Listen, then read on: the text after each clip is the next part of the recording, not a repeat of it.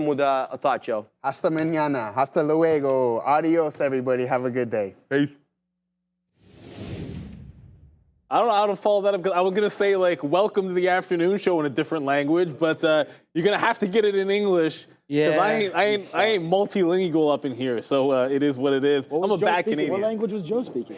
Spanish. Get out of here, Joe. I took a semester. Not enough of this guy. You didn't take any Spanish in school ever? Did I take Spanish? I took one semester. I don't know. I in took university. French. I took Italian. I took all that stuff. Took Italian. Whoa. Well, hold on a second. No. You speak. Your No, I parents don't. speak Italian. Not really. My dad is obviously born in Italy. You took Italian Yeah. in school, in university.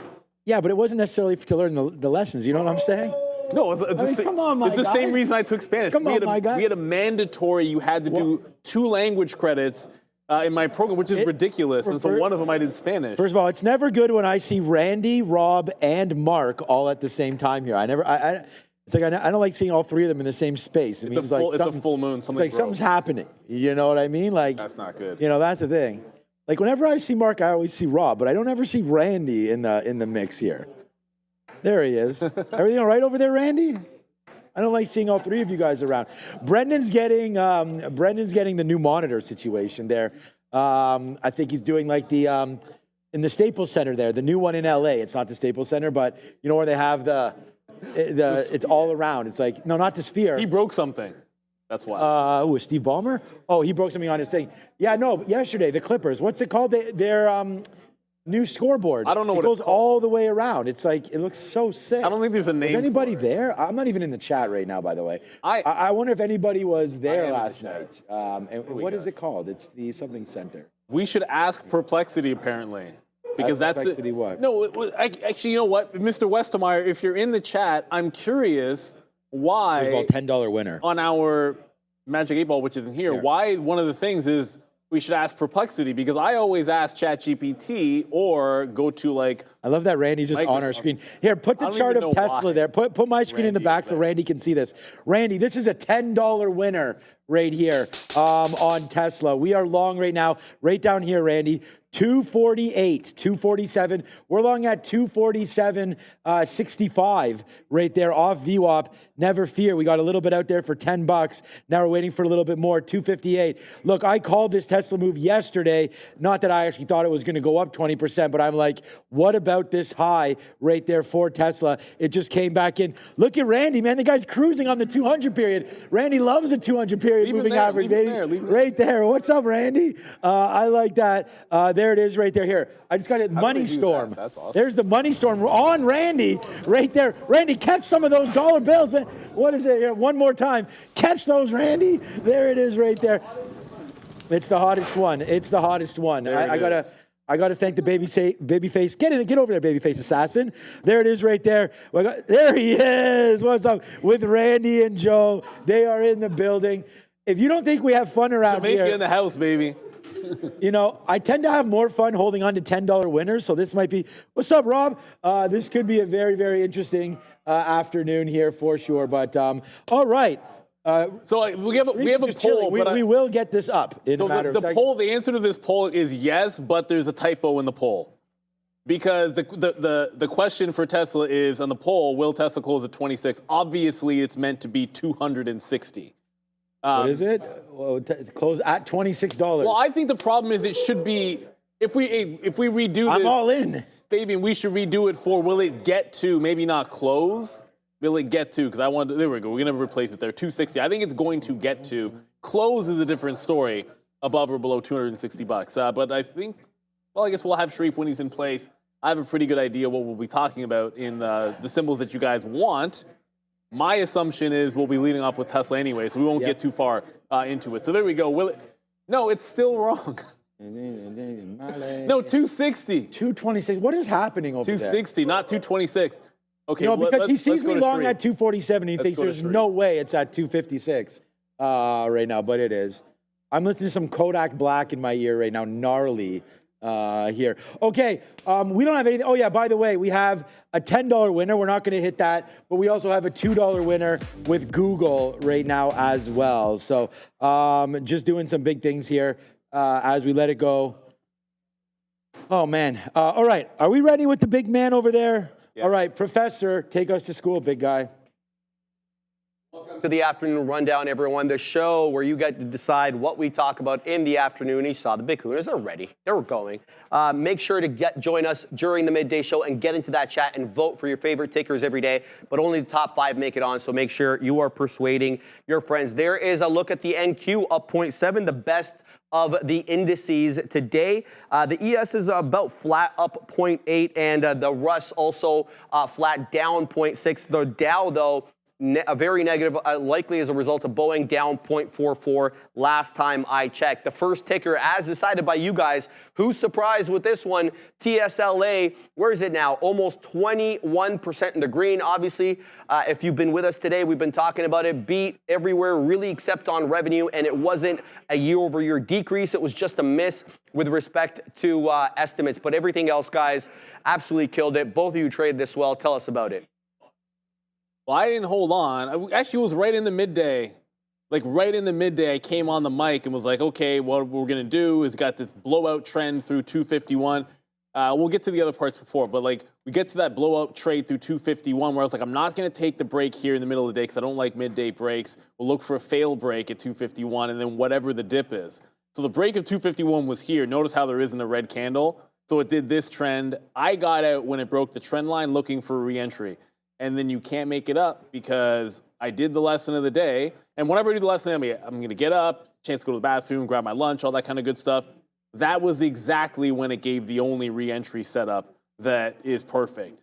Consolidation, wick bottom, go into the long. So it's one of these days where, yeah, of course Tesla is going to be my best stock because that's what we're focused on. But it could have been twice as good if I got this entry in here. And I think that was the clean re-entry outside of your 250 breakout. It essentially dipped into 248, and then it was the VWAP dip. I got out once. Oh, I think I was in too early into VWAP right in here, so I scalped some and then got out. That was a kind of a flat trade, and then we waited for it to get into VWAP, which ended up being 247, and then it's off to the races. But I'm out here on that fail of 254. Well, it was fail at 255 and out at 254, but that's your re-entry. And a lot of times you're like, okay, well, if you missed the boat, is there like an obvious place where you can get in? This pullback, look at the bottoming tail candle, and then it gives a nice little consolidation into a breakout. And where are we headed? I mean, there is a reason why it says 260 in the poll, although technically it's more 262 to 265. If you look at the daily chart, like 262 and 265 are kind of the resistance spots here. 260 is just a round number, which is, I guess, why it got picked for the poll. But I think we're going to get there. Close above, I'd be a little bit more skeptical about that with Tesla. But off to the races. All right, so we're having, a very, very big day on Tesla as it continues to keep climbing upside. We are still long this name. You want to talk about a missed opportunity. We missed down here by 8 cents on the plate of VWAP. And the thing about it is I just want to make sure that, and we talked about it when we missed it, so we could have got back in, even if you pay $1 higher.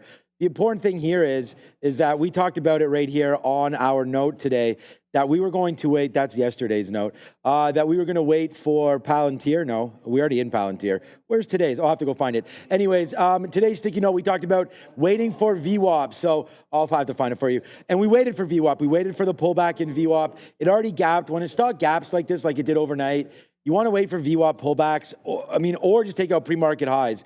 Both would have worked perfectly fine here. We did get a little aggressive on this pullback here, and we just started buying. And thankfully, it didn't test VWAP, because if it did, I don't know where we would have punched out. I wasn't going to hold it too much further past that. So I feel pretty lucky to have the amount of shares that we do have. Obviously, off to the races goes Tesla. I don't know if you guys thought I was joking yesterday or not, but I said Tesla could go 20% today. So that's pretty much what it is. The storm has now hit on Tesla shorts. And look, it's right back to this level. We thought it was possible. We did it. Elon did it. Tesla's a monster stock today. There's not much else to say about it. I think this bodes real well for earnings in the Mag 7 names. I don't know. Tesla was beat up, just like Micron, down into those areas, and then boom, goes the dynamite. What was expected to be a 7% move? No. We opened the day at 14. It just continues to go higher and higher. 50% more on open, right? I mean, how often do you see that? 40% to 21%? Absolutely monstrous move on Tesla. All I'm doing is putting this in the old noggin right here and remembering, if I see another Mag 7 name come out and beat like the way Tesla did and the market likes it that way, then I'm all over that name. So yeah, let's not just forget about that. Take the trades when the trades are there, and it was definitely there on Tesla today. Congratulations, everybody that was involved in this one. It's a monster, and it continues to be. My next out, breaking through 256. We'll take this piece out, another piece out there, if we break back down below 256. That's the trade of the day right there for Tesla. It's both of our number one stocks. Continues to be what it is. I really like the stock. And you know what else? It's funny that we have Tesla, then Donald next, because I'm actually wondering DJT. if Donald Trump wins. Elon has talked about wanting to get involved in the government. I'm going to ask Sharif, have you heard anything about him possibly taking an advisory role or anything like that? There was something. Or maybe have you heard of anything too? I just asking Sharif because I know he's into sort of Elon and all this kind of stuff. I thought there was an offer that Right. he has not responded about, but I don't know that it was any overly specific. It was like something involved in his. Right. So my wonder is then about all that is, do we then get people that start to hate on the fact that, oh, he's too busy doing this job, he's too busy doing that job. So that could be a reason why in about 2 weeks, when the election is finally settled, I hope, and I know it's less than 2 weeks, but you know, there's going to be some recounts, I'd imagine. You know, I hope Elon stays clean away from everything, focuses on the business. It seems like it's rocking and rolling right now. All right, well, on that note, let's go talk about our next stock, DJT.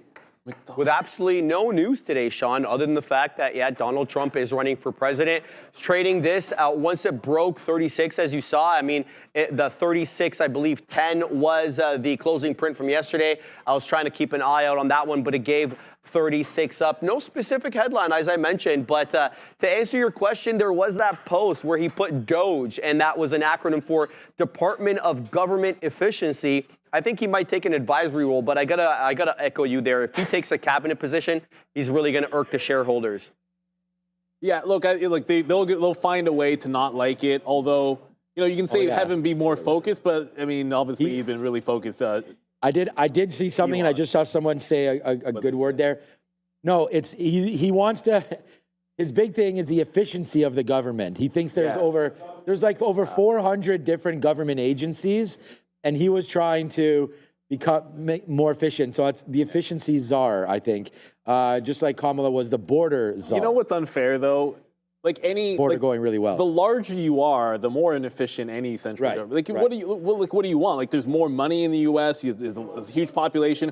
You can't be comparing yourself to places that have like 8 million people or 10 million people and much different landscape. It is what it is. Like it's those are unfair comparisons when you're talking about inefficiency. So you're gonna expect a little bit of it. So on DJT, the first part of my note this morning was okay. I listened to it. The second part is the biggest fail that is possible. 3450 has been key support. Short Funware if it loses it. If 3450 holds, only go for the longs. So I didn't make money going long on DJT. But when it held off the open, this is a real wick, by the way. DJT fell $1.50 off the open, then consolidated right above 34.50. So am I going to try that long? Yes, because I want the long over that price. It failed? No. Then it did this move that I missed. So I play a consolidation over. Again, only looking longs over 34.50. But when it lost that, and that's at 9.45, any guesses what Funware did, which, by the way, it's free locates? Yeah, this is what Funware did. All you had to do was right at 9.45, DJT loses 34.50. Look at the wick. Fail above prior low, wick, short, rest of day. Funware got destroyed, and all you had to do was wait for DJT to lose support. Funware also lost their CEO this morning. Well, I shouldn't say lost, because I think the CEO just stepped down, so it's not really lost. When you said this morning, I'm like, did they die? Like, you're like, they lost their CEO. It's like, where, they can't find her or him or? I'm entirely guilty, and I cop to this all the time. We're like, maybe the way that I phrase something, we're speaking all day long, is a little bit much. So no, it was just the CEO stepped away. And Funware is now down 34%, obviously got destroyed. But yesterday it was a second DJT looks weak or lose support level, short Funware. today, like that was at $12.50, and there's no chance I'd hold it till 10. Not my style. Like I'm sure when it breaks this level, I'll have like 5% left, and maybe I hold it to $10. I think this one is probably going to continue to bleed. It started at 650. As far as DJT goes, it's still looking pretty decent when you pull out the chart to a higher time frame, despite the fact that it just made a recent high. So it couldn't hold on at 36, but it's still above that 34.50. Yesterday's support, and then the close there on the 22nd a couple of days ago. It's still holding on to that higher low, so it's still trend up. I would like to see it maybe blow out the top. I feel maybe it needs to take out the high, or maybe you find VWAP in there for a DJT. But it's still very much in a bullish trend, even with that crazy dip this morning. All right. Let's do this. I don't know. Hot dogs aren't very healthy for you. Right there, $11 winner. We're just almost out of this. If 260 is going to be the thing, then let 260 be the thing here for Tesla. So, okay, we got to hurry up. All right, DJT. Sharif's pacing back and forth there, saying, what the hell are these guys doing? All right, so DJT right here. Again, I like the stock. We've talked about it. I said go short to your death. And, yeah, today seems like it's been okay. But I would rather just wait for pullbacks to go long. It's hard to pick tops when we know that there's a lot of buyers in this name. So I just say watch out for DJT here. I still think that it has like a couple more days left, and then that's it. I don't think it matters really who wins. It does. I mean, if Donald Trump wins, I mean, what I'm saying is it's already in the stock, like the odds. And this might be a good time. I haven't talked about this at all today. I haven't even looked at this. Let me just refresh this right here. Is it down a bit today? Okay, so there's the refresh now. So yeah, okay. So this doesn't really, we are talking about this men lie, women lie, polls lie. And at the end of the day, I have no idea how this is going to go, because when you're going to look at a map view, and I know a lot of you guys already know this, there's only 3 states that are determining this whole election. And we know it's going to be Wisconsin, Michigan, Pennsylvania. And right now they're just all slightly DJT, right? Like 53, 52, 52. So this election is right into here, and the Rust Belt, I guess. And we're going to wait to see. Is that what that is? They're going to wait to figure out who winds up winning into those states. So again, what I mean just by this is that I feel like it's already built in. That lead has sort of been extending a little bit there. And then after the election, I don't know if this stock will even be talked about overly too much. But the one thing that's going to be talked about continuously on our show, because we appreciate them, is these guys. It's Trade the Pool. Yes. I want to say that we are thrilled, and you got to get involved with this ASAP. We're thrilled to announce that Trader TV Live and Trade the Pool have a huge giveaway. 7 traders. So that's 1 more than 6 and 1 less than 8. Yes, will win right. 20,000. It's true. It is. They don't pay anything. No, maybe not. Okay, I'm going to close it and reopen Bears it. versus Bulls. Can anybody hear us in the chat? We're going to keep going anyways. Oh, can't hear anything. Okay. I thought... Yeah, we better just keep talking so we're still in form. We don't want to lose. Actually, what we should talk about is... We don't want to finish. Where's my counter offer in the on that trade? Because I want to get Spears off of you. I know. I need to think about something. You got to respond to trade deals. Back. We're back. Okay, well... Is it back? Is it back? We're back? It's back. We were just discussing Tajay Spears and the Tennessee Titans, because he's supposed to trade me Tajay he has Pollard, and Spears isn't doing anything. I just like the fact that he's 22. We'll talk about this McDonald's in a second. Yeah, McDonald's. Okay, now we get back to McDonald's. I love McDonald's. It's delicious. We're doing the monopoly right now in my household. We have all of the monopoly's over. Is that true? Can literally we confirm monopoly? We got stickers on Tuesday. Okay, so then hopefully it's not over. I mean, obviously the way it works, everyone knows how it works. You get every single one of the different properties where there's like 3, or most of them, the 3, the railroads or whatever, like 4. There's 2 of the 3 or 3 of the 4 easy to get, and then the rare one's that last one. I don't even really. So every time you're bored, I'm trying to just find like the instant we have lots of instant ice cream cone win. My daughter she's like, oh my goodness, we're 1 away on this, we're 1 away on that, and by the end we're 1 away on everything. She's like, we never win, Daddy. I'm like, we're not gonna win. We just do it for fun, sweetheart. Keep. It's fine. And then she's like, Come on, man, keep the hope alive. You know what I'm saying? Well, she has to understand odds. Oh, man. She needs to understand odds. But McDonald's stock, great rebound today, up 1%. There's nothing bad to say about it. It did end up breaking the high. This morning we're like, oh, I think McDonald's is going to make a run and break yesterday's high. Okay, so technically it did. It did absolutely nothing after that. There was no volume when it took out yesterday's high. There was no follow through when it took out yesterday's high, which meant there was no trade when it took out yesterday's high, as you can see. Like immediately, lack of volume, lack of follow through. I think it's a good thing that you've made a temporary bottom and then a higher low. But I'd like to see it make a better effort closing in the gap before I'd look for a long. Maybe it's we still have another day in the week. Maybe it's a tomorrow thing. Holding on to 300 could be something for tomorrow because it's it's a Friday, so options and all that good stuff. It held on to 300 already here this afternoon. So if you're trading in and you're in this, am I telling you something you haven't seen? VWAP 300, probably your support area.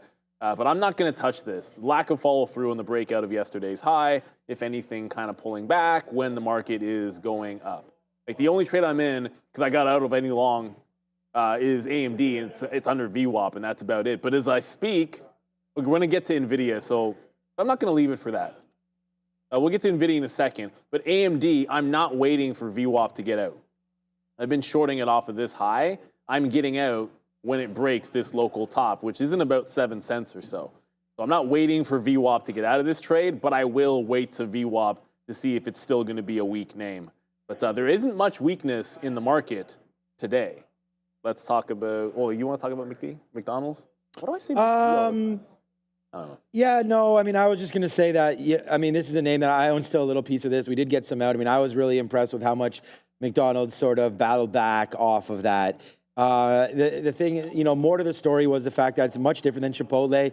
These guys, McDonald's actually knew about this a week or so ago. They started pulling products. They got in front of it, and they handled it much, much differently. So I just wanted to say that, congratulations to shareholders there that had believed and didn't dump. Like, there was a lot of shoot first, ask questions later.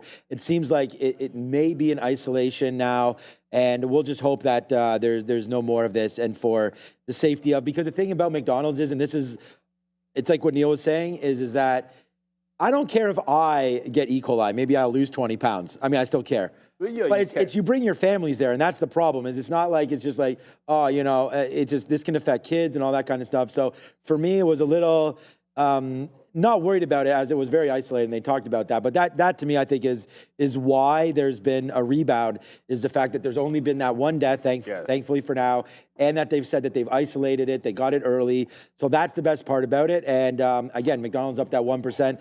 It was down at 52-week lows 3 months ago. So this move up is absolutely huge.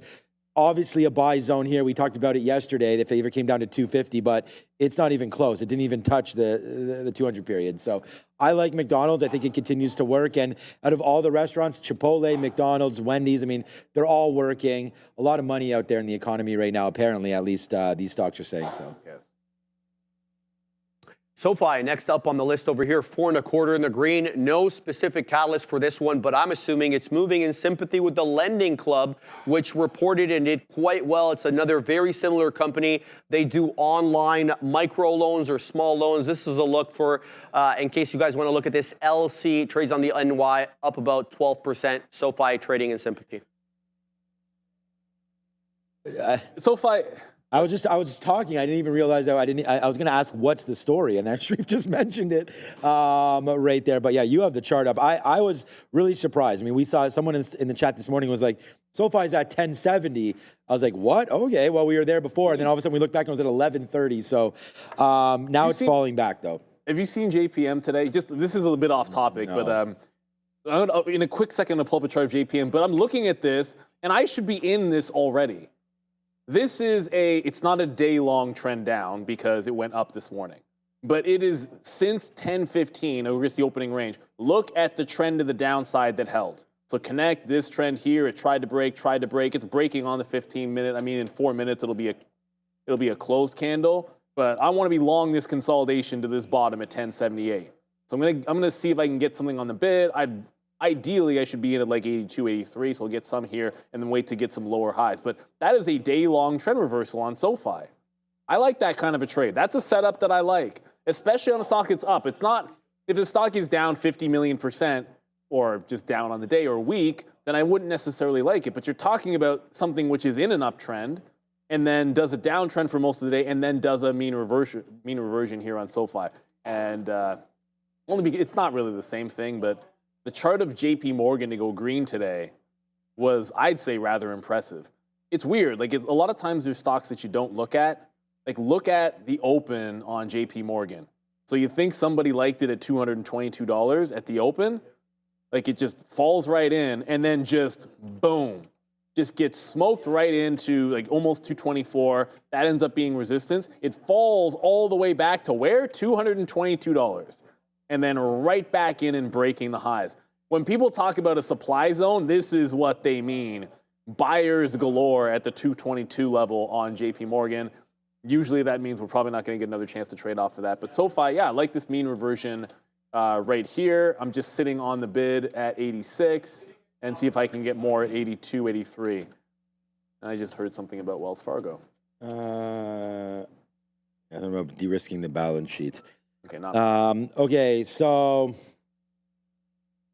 frustrating because we were here on the break earlier, I think a couple days ago, right here, when it took out the 52-week high at that time, that it was 1055 right there. So that was a level right there coming through 1055, trying to break a little bit higher through 1060. There it goes. So I feel like these are good buy areas, man. The 200 period moving average is right there on the 5 minutes. It's 1065. Let's just keep on thinking positively about SoFi. It's finally breaking out. I'd say if you're long, you stay the course. I did not get out of any of my positions or my position on SoFi. So I'm going to stay, man. It's breaking out, and yeah, it's been a while, so we'll see where it can go. But let's not forget about that top wick right there, man. 1130. That it might be close to the high. I think if you're nervous, you might want to get out if it breaks 1030 again, back down to the downside. But let it work. You know, you could get some upgrades tomorrow. And it's Monday morning. They report Monday morning. Flat for Nvidia today, up 0.22 right now, just a little bit above yesterday's closing print. A couple of headlines, nothing major. SK Hynix, the South Korean high bandwidth memory manufacturer, reported today blowout quarter. This is relevant to Nvidia because they are one of their biggest suppliers for HBM. So demand's still there, according to the report. There's also this headline on the bottom. Nvidia doubles down on India with a Hindi language model and major partnerships. Another market of note, guys, that they're looking to expand into. Everywhere. The world's Chico and everything in it. Just like, shoot, that was Scarface. Scarface. Why I can't believe I struggle with a Scarface reference. That's bad. That's not good. You know you're getting old if you forget Scarface, which is legendary. It's it's on this globe there. Yeah. Yeah, the world is the yours. World's Chico and everything. Yeah. Although Carlito's Way, I think, is just as quotable. So Nvidia, look, Nvidia was initially, it was probably an almost perfect dip buy. And then, as I said in the lesson of the day, I took it one time where I shouldn't and didn't take it one time where I should, very simply. So 140, it was like a 140 level and a 138 level. It never saw $138. It saw 140. That played to 141. So that was a good bounce early. The second, I held on to a little bit. That stopped out at just underneath break even. But this is the other time that it held. Wick underneath, we got out well, and then should have been back in here. But once it doesn't put in a higher low, puts in a lower high off that second bounce, no need for the third play. That's now trend down, and you want it to establish trend up. So I stayed away from it. I'm short AMD because it's underneath VWAP, but now you got higher lows and kind of higher highs above the 140 level, which is that key price. We never really saw the 138 in earnest. I guess could have probably had it in here if you're fast. But now all of a sudden you got the higher lows. If it can hold above 140, confirm we're breaking out that quarter, I think there's a long here in the afternoon. A lot of the other chip names are weak. ARM stinks. I was in ARM, but it was at the low of the day break, so I didn't want to carry that one back through the low of the day. But I was short ARM eventually. And it got all the way down to like 138.20. It only took about 50, 60 pennies on it, and it's right back into VWAP. Nvidia is the one. If it can break that 140.25, I think we got something. And I've already shown you AMD underneath VWAP. All right, just real quickly here. We wrote down 138 long on Nvidia on the sticky note today, and for good reason, man. We talked about it. It's right there. 138 long was there yesterday at 3 p.m. Don't need to buy this, but be patient. If you can get it, take it. And the thing is that, again, you know, it went to 38.40, 138.40 during this dip down. This is why I keep this, you know, up against like sort of the stream deck here so that I can always look down and reference it. And I have about 4 or 5 names on there. And I'll have to look back to see what we were doing at 10:30, but think we were probably negotiating Tesla at that time. So at the end of the day, great little look there for Nvidia down at 138. Held yesterday. I really think that's a good bottom down into here. And we want to stay long the best names. Nvidia has been the best name. So let's just stay there. We do have an $11 winner right now on Tesla, showing you that that's possible. And then, hey, when it comes out to earnings, this is what we're doing, man. You want to trade the names that are in play. I want to thank Sharif for the rundown there because we done right now. That's I can tell you exactly what was happening. AMD red, by the way, or no? AMD is Nvidia's about to go red. It's 0.2 up. 0.2, okay. 0.2 under VWAP of 0.2 up. No, the worst chip name's ARM today, and the only reason that I'm not short ARM and I'm short Nvidia was Nvidia. No, I'm short AMD. No, it had more to do with the fact that after that false break of the low here on ARM, I just feel as if I've seen that stock make a false bottom and then stair-step to upside. It was like a trend breakout where I got out here, and I don't necessarily like the look of this back above the 140 level, but it is at VWAP and I could be shorted. But I can tell you what we were on Tesla at that moment, at 10:30 you were mentioning. Yeah. Right? So at 10:30, Tesla was pulling, it felt like it was going to VWAP. I kind of remember this because this is when it bounced off VWAP, made the challenge of 250, it failed 250, so you would have got filled 75 to 80s in there. And then it did this pullback underneath 49, where it looked like that was going to be the push for a reload into VWAP. So if you were looking to buy the dip in VWAP that other time, that was the moment. And so a lot of stocks probably gave you an entry at that point. But if you're looking for the VWAP or the pullback entry on Tesla, I think that's where your focus would have been. I thought this move was taking us to VWAP. Like I had just taken some out, was like, we're going to get some back in. And then it pressed the high. This was your only chance here off that 250 level. So I did take SoFi on that mean reversion, essentially. Like it just put the trend for the entire day. I'm still missing some bars in there. 15-minute, put the trend for the entire day. It's breaking the trend. I think it can get to 11 here. So let's just play it into 11. I wanted to add in the low 20s, in the low 80s. Did not get anything. So right now we're just in at 86. I was going to move my bid to 84, but I didn't. Let's just move a bid to 84, see if we can pick some up. If we make a fresh low, we jump out of it, looking to see if this can hold trend back up, at least to the $11 level. So SoFi still looking, I don't want to say so good. It's up 4.5%. It's been trending down, but looking much better than it was before, that's for sure. Yeah, SoFi, I mean, we definitely like that name. I'm going to take another out there on Google. I mean, it's $2, but you know, at the end of the day, it's breaking below the 200 period moving average. So we want to get out of Google if we can, and we are doing it. So we're almost flat on this name. I already took that out on Tesla up there at basically at the high of the day, 258.50s. So the high of the day is 258.60. So that's going to turn out to, to go well for us right there as we get ready to get out of more of them right now. So we'll continue to be here for Tesla, but want to definitely reload if we can get into this 256 area, which is the 200 period. We haven't seen that at all day. So that to me would be an interesting spot if we can get to there. And then we'll just, and then we'll just see what we're doing at that level there for Tesla.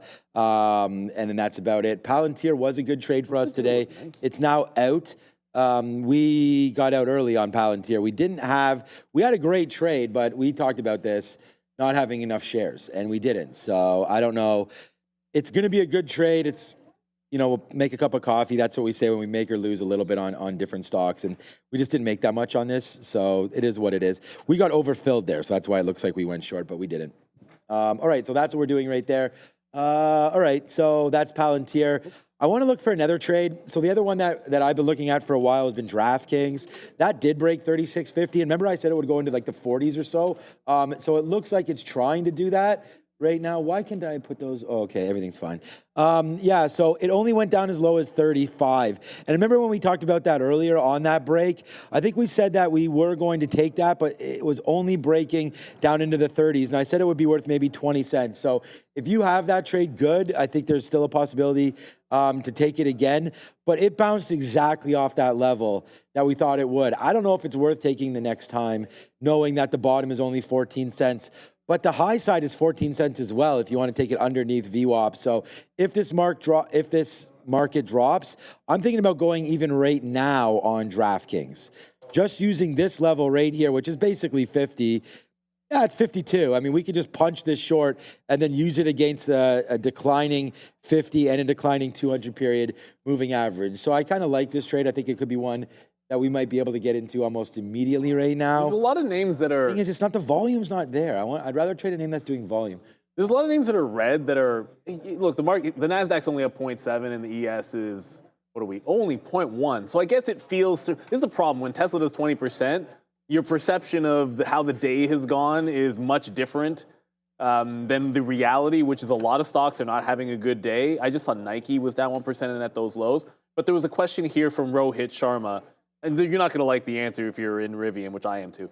Why Rivian is always a sad story when Tesla is flying. So here's my thing with Rivian, and this should have been a short. When in hindsight, when we were talking about it this morning, why was it even gapped up in the first place? Because the logic to me is, so Tesla blew it out of the water, but the most important metric was the big beat on margins. So the idea is that they are making more money per vehicle when they're the only ones that make money for selling vehicles. So they're more efficient than everybody else and got even more efficient. How is that good for their competition? Why is Rivian getting a bump on that? Didn't even make a lot of sense. It was gapped up, then it ran higher in Sympathy, and then look what happens, then bleeds. I don't see what the logic would have been in Tesla's numbers that it should have sustained its move to the upside. That said, it's not like I shorted it, nor do I want it to go down. But yeah, your stair step down. I think what we've been saying for the last little bit on Rivian is if you're trading into the long side, best to just wait for 10 bucks because that's at least where it keeps on bouncing. Yesterday, what were we doing wow. Oh, we were doing the rundown. That's crazy. Right as we were doing yesterday's rundown, remember we were saying buy Rivian at $10? Right when we were doing our rundown for the afternoon, Rivian hit 10.01 yesterday. And then did that little bit of a bounce. So probably should have had that trade in hindsight, but I guess we were a little bit distracted. It's probably headed back to 10 there, Rohit. Having a go on Bears versus Bulls, QS is up 24%. But there's a but for QS. QuantumScape was up a heck of a lot more than 24%. And then it failed $7. So this was QS this morning. I still have some trend lines that I was playing with. So it was a long off of 650 off VWAP here. And then it couldn't hold 7, so I got most of it out, then waited for it to break this trend to get the rest of it out. Then I had a bounce on this trend line break, so it broke this deep trend, and I got long. That trailed out, and I should have held this to VWAP or just maybe got back into it. So looks like support is about 610 to 6 even, pretty cleanly there on QuantumScape. That looks pretty good on QS, the 610 level. But I got out of it when I had the 20s long, and it's holding on to VWAP, but this was much stronger in the morning. And that's sort of the thing. For a lot of these low float, not low float runners, high short float or low float runners, whatever you want to call them, even earnings names, that first trade might be the best one off of the open. And then you get a retracement and then an inside day. It's already gapped up so far. Consolidations here make sense. I like where it's consolidating on the daily. Hold on to 640, hold on to 6. That's the 200 period. But might be more of a continuation play tomorrow than anything else. All right, so market pulling back into VWAP. I just want to tell everybody, we're going to be out if Google drops 10 more cents. I mean, we have a small piece left. We'll get it out right now. It's $1.70 in the money. Tesla's, of course, $11 in the money. And we're going to get stopped out if it breaks through 256. That's a 200-period moving average. We've done really well to hold that. That would be a $9 winner. You know, like, I didn't obviously have no idea that this was going to happen. So we were thankful to be able to hold about 10% left.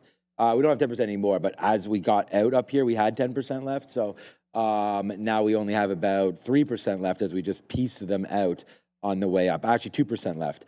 So very, very small. But anyways, that's going to be a level there. Some of you, the share size doesn't matter. I'm just telling you that I would be much more aggressive up at these levels right now if I had a bigger position. And the reason why is we're underneath the 50-period moving average right now. Looks like it wants to scroll underneath. I mean, this is the longest it's waited under here the whole. I mean, I guess this was a nice dip buy opportunity at noon as well. We held under there for a minute. But like if you break some of these levels right here, I'm thinking that we're going to be going a little bit lower. So we'll give this all the way to 256. But this to me looks like, you know, decent shelf break. I might. You know what? I mean, I might just reload there. If I get out, then I'll give me a better, clearer view. All right, 257. Let's put this in right now.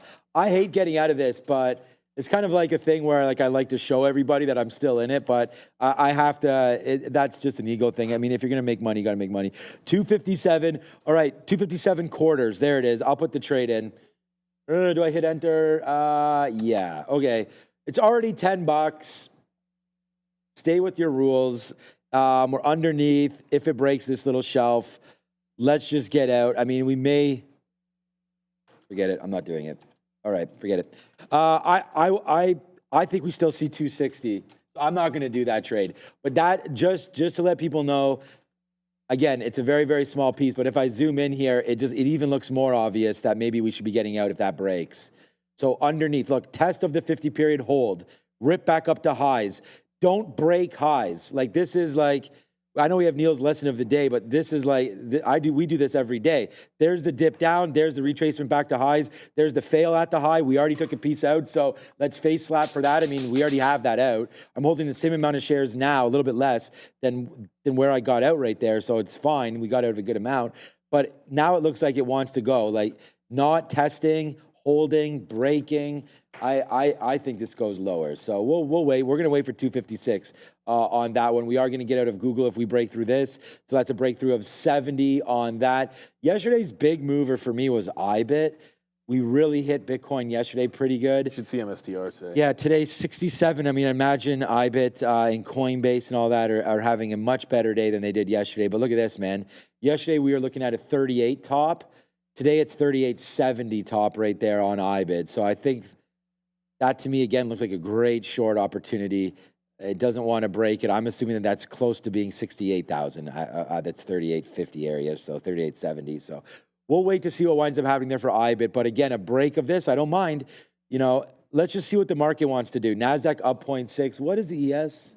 Flat 0.1 right now for the ES. So it is very Nasdaq based, but we thought Apple was in trouble, right? So Decent bounce. Decent bounce. Okay, yeah. I mean, I'm down on It's Apple. almost Cup green. Of coffee. It's almost green. Yeah. All right. So I guess a lot of this is just Tesla. So It's such a, like I said, it really skews your day, especially when you spent the whole entire morning looking at a chart in level 2 of Tesla. I found like I didn't have a normal sense of what the market was doing that I usually would when we finished the morning show. I'd look at one name and I'm like, what? It's down there? And I look, this stock's down there and that stock's down there. Like we're not higher than this. It's just how it is.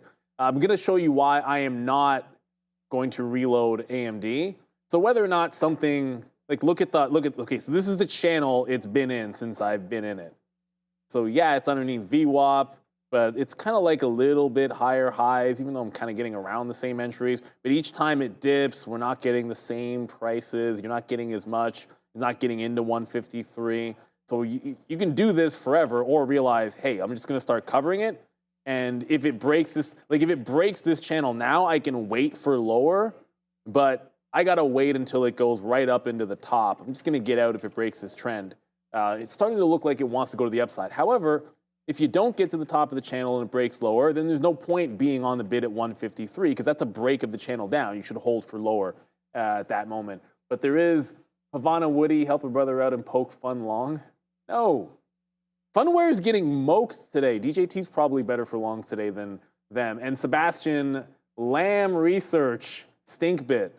Well, okay, Lam Research is not actual Lam, but it is getting a bid right now. 5% up. They're a chip. They reported and they had a good quarter. Everything about it. This looks actually pretty solid. They're above VWAP. It just held 76, the morning range high. This could go. Remember, Lam is one of those names that they got beat up because of ASML's numbers, and they took it on the chin along with AMAT and everyone else in the group. But it's all green on the 15. It's holding 76. It's starting to trend upside here. I like it, the fact that it's above VWAP. relative strength to the market as it's been pulling back a little bit. It's only going up. So I do like Lam off 76 here. That looks good. You like to play relative strength. You can't argue with this on Lam. And like you said, the fundamentals actually supported it as well. Okay, I wanted to take this opportunity to discuss, we don't really have a thing for this, but let's check out who's making all the money right now, or at least not who, but what kind of money is being made now at Real Trading. This is yesterday's. Let me just refresh this just to make sure this is yesterday's. Okay, wow. All right, so this is yesterday's top 10 traders here at Real Trading and some of the damage they've done. I always question these ones at the bottom, but it looks like it's fine today. Okay, there it is. Google just came out. We'll take that out right now. Good trade there for Google. We will talk more and more about this as we go. All right, so here we go. Yesterday, these are the markets that they're traded. This is not where people are located or anything like that. Some people have asked us when we talk about these different markets up here and what markets are making money.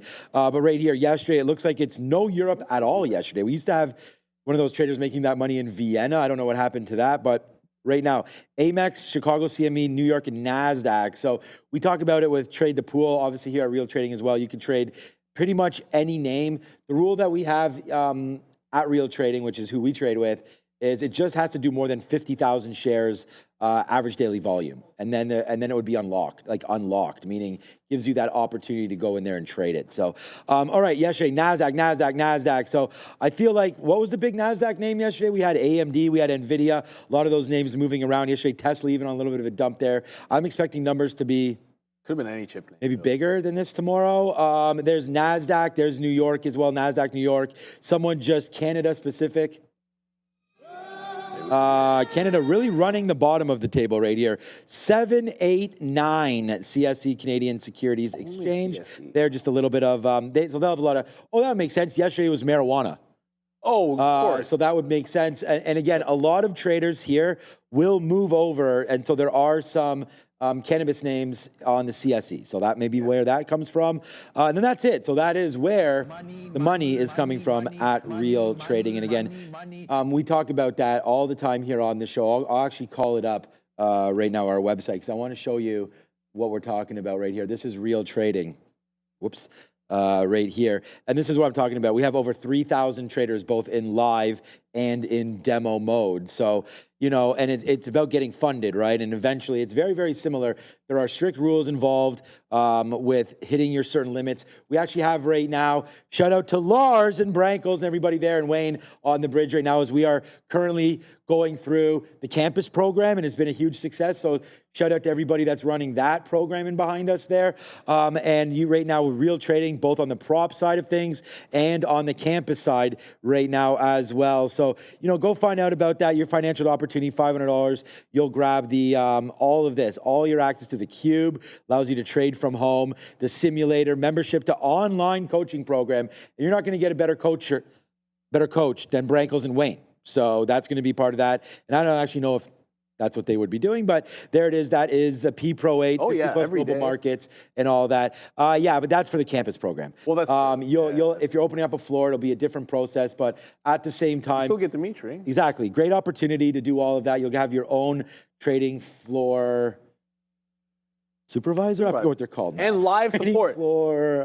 I actually just development. I just put a ticket in for. Something on the platform. Sometimes you put it, and again, the platform is made for traders. Someone said that QR code is not working on our screen. Is it not? I usually, what's crazy? When we get a new one, you'll test it. I'm about to confirm. I usually, the first day we have anything, I always test it. So when it works the first day, I just assume it's good at that particular point. So it's always good to test it. Why not? While Sean confirms that, I want to update SoFi. First, I want to show you why I like this. Did it work? Yeah, Brendo. It's not working? That QR code, no workout. So we'll get that fixed. Remember, you can always check the link in the description. Yeah, that's most important. Yeah, hit the link in the description for those. If the QR code is not working, make sure you hit the link in the description there for Trade the Pool. And there was a good question by actually Kyle Burdett was asking about payouts at Real Trading. Now, every office manager gets to be independent, right? You can set the payouts how you want. We can't speak for other office managers. I can tell you, the minimum here is still 42.5, and some get more than that as they mature and as they have bigger accounts and do better. That you can get higher than that. But every manager is kind of running their own business on a real trading floor.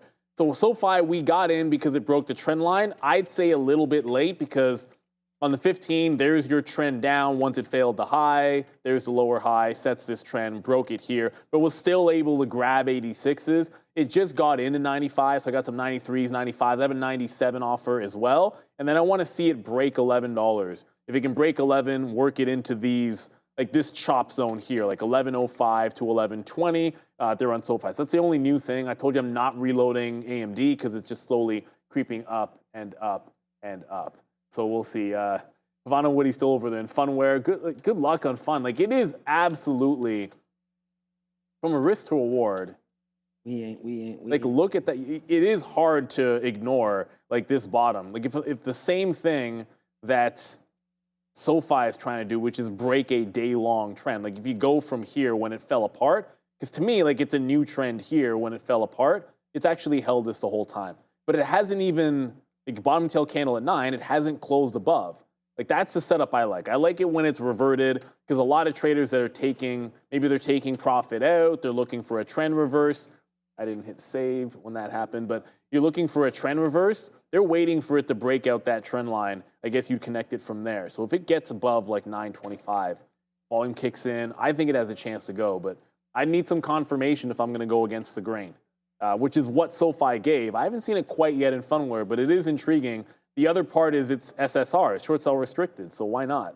I got to do that, and then you hit save. That's why it didn't show up. See, when I hit save, then all of a sudden, my trend line on my 15-minute shows up on my 3-minute chart. I just don't always remember to hit save. You know, you close above this bar, and I'd look for any consolidation over it, then a playback into VWAP. But yeah, that's what I'd look for. It's the same setup as SoFi, only this one's short sell restricted. Even better. All right. I was going to say, yo, what's up to, where was it right here? What's up to Khalik right here? Can I have some money here if possible at all? This guy here. He has my name. Oh, it's Sean. Yeah, so Khalik Khan. Sean. I made where's the money storm? I made $120,000 because of me today on Tesla. Well, I will say thank you so much for all of that. But, you know, honestly, just you're the one, you know, I'm going to say, I mean, I don't know, act as if it's true. Like, you guys are the ones that put this much at risk. Like, you don't make 120 just by throwing a little bit of shares out there or not taking huge risks. So shout out to you, Khalik there, and anybody that made even 10% of that, 5% of that, 1% of that. I would like to know if you played option. Green. Oh, it has to be option. Well, that's what I was going to. I mean, unless this guy's dropping. I mean, if you could have put $1 million in and made 12%. No, you could have. Or I mean, I was very bullish yesterday on Tesla. I mean, I said I'm bullish. I was the first one to select green there yesterday. We talked about that. So shout out to you for doing that and for having the sort of balls to put out that much into that trade. But there it is right there, man. Congrats for that. And damn, right now, congratulations on it. And hey, look, man, I mean, my opinion is what it is. It's been pretty good lately. So we'll see if we can keep staying hot right now as we look for more opportunities in the market. And I just want to say thank you so much for that love right back at you. All right. Well, again, we thought about it. We did not get out of Tesla. New day's high for Tesla right now as we go through 259. Peace. The reason why we're not in this one, why we didn't get out, was because I said, let's hold out for and if we get back through to 260. So let's give a shout out to everybody that's trying to love on some 260s right now. We'll see what's going on with Tesla. Hopefully we do make that move back north side into 260, then blast through that. I am not taking the long. It's 255 as we head into power hour. I don't think the long is horrible at 260. There's probably going to be a can't see right now. Whoa, I could see a little bit there. There was size. There it is. I got some 21 in my ear still. All right, so we're going to watch out for that 260 coming up on Tesla. Be careful with that level. We'll figure out where it's going right now, but it's looking higher to me right there for Tesla. The market's doing nothing and Tesla is going. So for that, I like. All right, after that, not much else going on right here. other than Tesla moving to the upside. Palantir's trying to regroup. What I'm trying to do is find out levels that I want to trade with. Look at Google. I mean, we just stopped out of Google to end that trade. This is about $1.50 right there. $2 at the high spot for Google. There's new IPO. What's the stock? Uniform Michael something? Uniform Michael? UM something? UPXI, I think it. No, he said resumed. It's got to be UPXI. We'll find out what it is right now. But this is what's moving around. We talk about e-signal and everything like that. I like to use this trade rate right now just to find what names are hot. And if you can look here, it's Tesla, it's Nvidia, it's Mara. Okay, so we'll have a look at Mara right now. DJT moving around, gold moving around. Adara's got something. We have Summit, SUM here. This one up about 10% right now. Nice volume spike. No. It was trading below 1 million shares, and we opened back up here, up about 10%. Bloomberg reporting that Quick Reach is trying to approach this company for a takeover. So some materials here with a potential takeover, at least a potential takeover offer here, as reported by Bloomberg. Market cap of $7.16 billion for SUM. 32% of this company insider owned. Short float of 3.58%. Float of 120 million shares. So not a small float, but a decent portion here is insider owned as SUM pushes higher here, guys. Yeah, 3.58 short, but it doesn't matter. Like when you break a 52-week high and there's deal speculation, materials are looking good, man. Obviously, this one already took out a high. The thing about it, like you can talk about levels to death, but when it's like a takeover rumor or a buyout rumor, the levels don't necessarily matter as much to the upside. No one cares about resistance levels when you're talking about a takeover. The only thing you can care about is, okay, price action, maybe it finds some support because of this bid. And the first place I always look to is, A, where the rumor started, which I don't think we're seeing. If you see that again, there's trouble. Or look for the pullback into VWAP here on Summit. So Summit was reopened, lost the halt price. And I'd look for something in here if it can make a bounce off of 42.5, because obviously when you don't have details on what would be offered, who knows? I still haven't seen a good look at that 260 level. I keep seeing a flash of maybe 30 or 40,000 on like one gateway that I'm able to see on Tesla, but the rest, oh, there it is. I just saw 320,000 on Nasdaq. Yeah. So it's one gateway. My guess is you throw that with times like 3 or 4 of the other big ones, you might get like a mill or two. But when it's done 160 million shares, hot knife, meat, butter, that's not big enough. Like the other day on Nvidia, what was it on Nvidia? It was much more than that. Whatever it was significantly more than that on Nvidia at a big level. And I remember it held for a while. But this is not one, I don't think based on that size, that it's going to hold out much of a battle. But Nvidia, it was significantly larger. It might have been like 10 million or something like that, and it held for a while. This one could go, if it's only 1 million shares, right away at that 260 level. All right, so here's the talk from my guy Con over here. I mean, this guy, $25,000 turned into $125,000. So there it is, man. Congratulations. We really like that. Sacked up. I like that. So congratulations as the money store, my new favorite one there as well, has hit and struck today again. All right, so my play, pretty simple, man. I am going to take more. Let's go. Another one. Let's go again. Another one. And again, and then maybe even. Another one. Because all right, Adara, what you got? Keep an eye here on MNPR, Monopar Therapeutics. This company trading higher throughout the day, still giving decent volume as of right now, up about 430%. They entered into an agreement with one of these AstraZeneca companies here, Alexion. So this is AZN related. Basically getting an exclusive worldwide license to this Wilson disease treatment. This treatment was actually initially terminated about a year and a half ago. So a good look here. Monopar now actually having exclusive access to it. We're seeing about a 6.4% short float here, 1.9 million share float, and 49% insider owned for MNPR, guys. Adara for that. And again, Adara's going to give us updates on all of these stocks as they start moving around. Just real quick. So my idea here for Tesla was I'm getting out. So I'm offering 80s right now at the high of the day because my play is get out, right? We'll take the $13. And then if it breaks 260, we go in again. So might as well try the out. This is what I'm thinking. Might as well try the out rate now on that, and that's what I'm going to do. So I am right now sitting at 259.80 to ring the register on $12 or $13 here. 12, well, it's 12 now, so about 12 and change. If we can grab that, Phil, again, we're long right here off the open, and we're long from the open right now, really respecting Tesla's ability to go. So it's already did it, up 21% today, continuously going higher and higher and higher. Apple's the one stock that will be red on, barely. Again, we talked about a cup of coffee. Actually, wasn't there another one? No, okay. So again, we were long early. We got dropped out right there once it broke 229 the first time, but we did buy it back against that bottom. Unfortunately, we sold it when it went back up and then it fell back in. We didn't have anything. We got out again once we broke VWAP back down there to the downside. So I feel real responsible about the trading. Like I feel like we've done some good trades there. And what I mean by responsible, like I feel like it's responsible trading to get out. And then that way, when I look down right now, I don't have to worry about some of the negative trades that we've had because we do have that big runner there in Tesla giving it to what we're doing. So we'll figure it out right now as we go. All right, Palantir, Google. What else we want to talk about? SOX, Netflix. Let's have a quick look at Netflix. It just showed up on the scanner there. And I was just going through the board there to find out what was moving around. And yeah, Netflix right there, 750, just pulling off a little bit from its all-time highs up there. We just had oh yeah, that was the other one.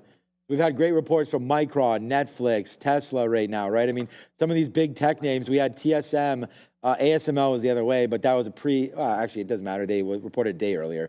And then Starbucks yesterday, like you want to talk about something getting bought right back up, like Starbucks yesterday, they pre-report it was down 7, 8, 9%. And then all of a sudden you blink and Tesla finished green yesterday, Starbucks finished green yesterday. Can you guys believe that? So what a move down. Look at this daily chart there for Starbucks. Hit to the downside and then green into yesterday's close, closing at the high of the day right there. We lost. This is one of our red names yesterday as we were like, all right, well, hey, let's see if we break this 92 level. We were short 96 yesterday. We were able to get out of it. And then today it wicks up there. I don't think it went to 99.50, and I would be wrong because it did. Well, whatever the price is, it went right up there, right off the open. That's got to be a short 10 times out of 10 at $100. So, wow. Yeah, we'll mark that down tomorrow if that comes into play. I mean, I have to go up another 3% to get back to that level tomorrow, but again, I think that's something to look at here. Starbucks in and around $100. Wow. Yeah, I can't believe. Wow. Yeah, you have to be looking at. That's the thing. Like you got to have you want to have a scanner up. That's what we talk about e-signal in there. I'm guilty. Like every single day when there's something in play, you always try to add it to your quote board, right? And then you leave it in the quote board for a couple of days so that you make sure it's in there. But I haven't been as good as I need to be with cleaning up my quote board because I didn't have Starbucks in there on the quote board. That's a fail. I didn't have Nike on my quote. I didn't realize how Nike was doing today because it wasn't on my quote board, so I wasn't scanning it. But that's look at the rejection, and there's plenty of trading opportunities there. You only need it, and really, you don't even need the top here. Look at when it rolls over and then the VWAP retest. You could have been an hour late to that trade and just gotten the VWAP retracement, and now it's at the low of the day. That's why we always talk about VWAP, by the way. Like sometimes it is just that good where you can get this entry, risk 20 cents, maybe 15 pennies over there on Starbucks. And then the other one was Nike because they're like getting punked as well, down 1%, still trending into the downside. Like where are they headed? Nike's got a date with the 70s. Well, it's already in the 70s. It just broke $80 like 10 minutes ago. It's got a date with that low 70 again. It looked like it was going to break out. It obviously hasn't happened. I think it's a yet thing, but they're back on the train. Some stocks are just broken, and this one is broken. DJT is drunk, says Chris IV. I want something new. Is DJ... Yeah, never mind. Yeah, my first thought was DJT. When you said DJT was drunk in the chat, my first thought is it's breaking out the high and continuing to go. Not that it lost 35. It is underneath VWAP. So DJT taking it on the chin. I'm going to guess, hopefully, I don't know, Havana, if you're in the Funware, but with DJT still going down, it's hard for Funware to bounce when DJT is continuing to head lower. So I still got that trend line up, but I don't even want this long unless DJT catches a bit. If it does, then close above trend line and then go long. I still like that setup, but without DJT in play, Funware is the follower. DJT is the leader, as far as I'm concerned. All right, let's have a look. Yeah, I mean, Donald Trump there, good talk about that. I mean, I thought when like DJT is drunk, I'm like, the guy's celebrating already. All right, so here we go. What is Aftermarket today? So we had so far here, look, me and Daryl are going to be on the after show. The market recap show continues to be an amazing show. So we're going to bring the heat no matter what, as Neil had Chris Brecher on yesterday and Tesla earnings. Today, it won't be as exciting as far as earnings are concerned, but let's just have a quick look to see what's going through. Capital One Financial, COF, should be there tonight as we go. We're looking for aftermarket close. Edwards Life Sciences, okay, not bad there. I don't know. I don't really see too much else. Dexcom tonight after hours. I mean, we can go back over. There's probably, yeah, I mean, it's 30 billion. There's probably going to be some more names. One more quick look here. Weyerhaeuser, Deckers Outdoors, okay, they can move. Western Digital tonight after hours, again, expecting a 7% move, so that's good. That'll give us a little bit of a read forward on the health of the the chip sector right there. So we'll have a quick look at Western Digital coming in. Oh, my guy Rogers, what did you do today? Down 3.5%. I still own some of that, although I'm not with Rogers anymore. They're like... well, you guys all know what Rogers is, I guess. All right, so Carlisle Company, Cincinnati Financial, Southwest was before market. What did Southwest do today? Down 7%, Southwest is today. All right, Textron. I'm not trying to go over all this. I'm just trying to see if there are any other names in here that potentially we trade as a group on the show here today. I don't really see too much. Skechers right there after hours. That could be a nice little play today. SKX coming in. Hasbro was earlier today. Yeah, not much else. If there is anything that you guys, Boyd Gaming maybe right there. If there is anything, put in the chat right now. Bears versus Bulls will find it. Adair's looking there as well. And then we'll make sure to cover all of the earnings plays that you're interested in tonight at 4 o'clock. So join us again every single day, especially during these times when earnings season is here, because as Neil just mentioned, tis the best season. Dexcom fits that bucket. Tis the season of things that have gotten beat the heck up and are trying to break back out. Now they got because I remember they got obliterated in the middle of the year, but it's back above the 50 and kind of consolidating for a break. The risk is all like anyone that's long at the bottom. Like you're 20% from the low, and the gap fill is 50% up. The 200 period moving average is impossible. Like it's $30 higher, the 200 period moving average, because of how badly this name has gotten beaten. But no, this one looks very, very interesting, Dexcom, for sure. And just to be clarified, because I say this all the time, it's like when I said that DJT is a leader, I only mean in reference to Funware. The same way sometimes AMC and Cost would follow GameStop. In this particular case, things like Rumble or things like Funware, I don't like it if they're trying to go up when DJT is going down, because their sympathy plays in a lot of ways to DJT. So it's like the same way you'd look at sometimes the futures, or you might look at Nvidia as a leader of some of the chip names. That's how I'm looking at DJT, which, by the way, is just regained VWAP. So it's holding on to VWAP, and with that, Funware is now closed above that trend line. Well, sorry, it's opened a new candle above that trend line. So I'm going to look for the entry here. If it loses $9, get out as we go to Adara. ZoomCar on watch, ZCAR currently halted. It's worth noting there's not a lot of volume traded on the day here. 350.5 thousand shares, so under 500,000 shares traded on the day. I'm currently seeing a theoretical auction price of $8. No new catalyst. This is from a few days ago, so it's worth noting ZCAR has been on watch as of late. Yuri Levine, who is the co-founder of Waze and also was on the Infosys board, has now returned to ZoomCar in a strategic advisory role. So other than that, from a few days ago, no news that I'm seeing on this, but it's worth noting that we do have a really small float, 670,000 shares here for ZCAR, market cap of just under $5 million, guys.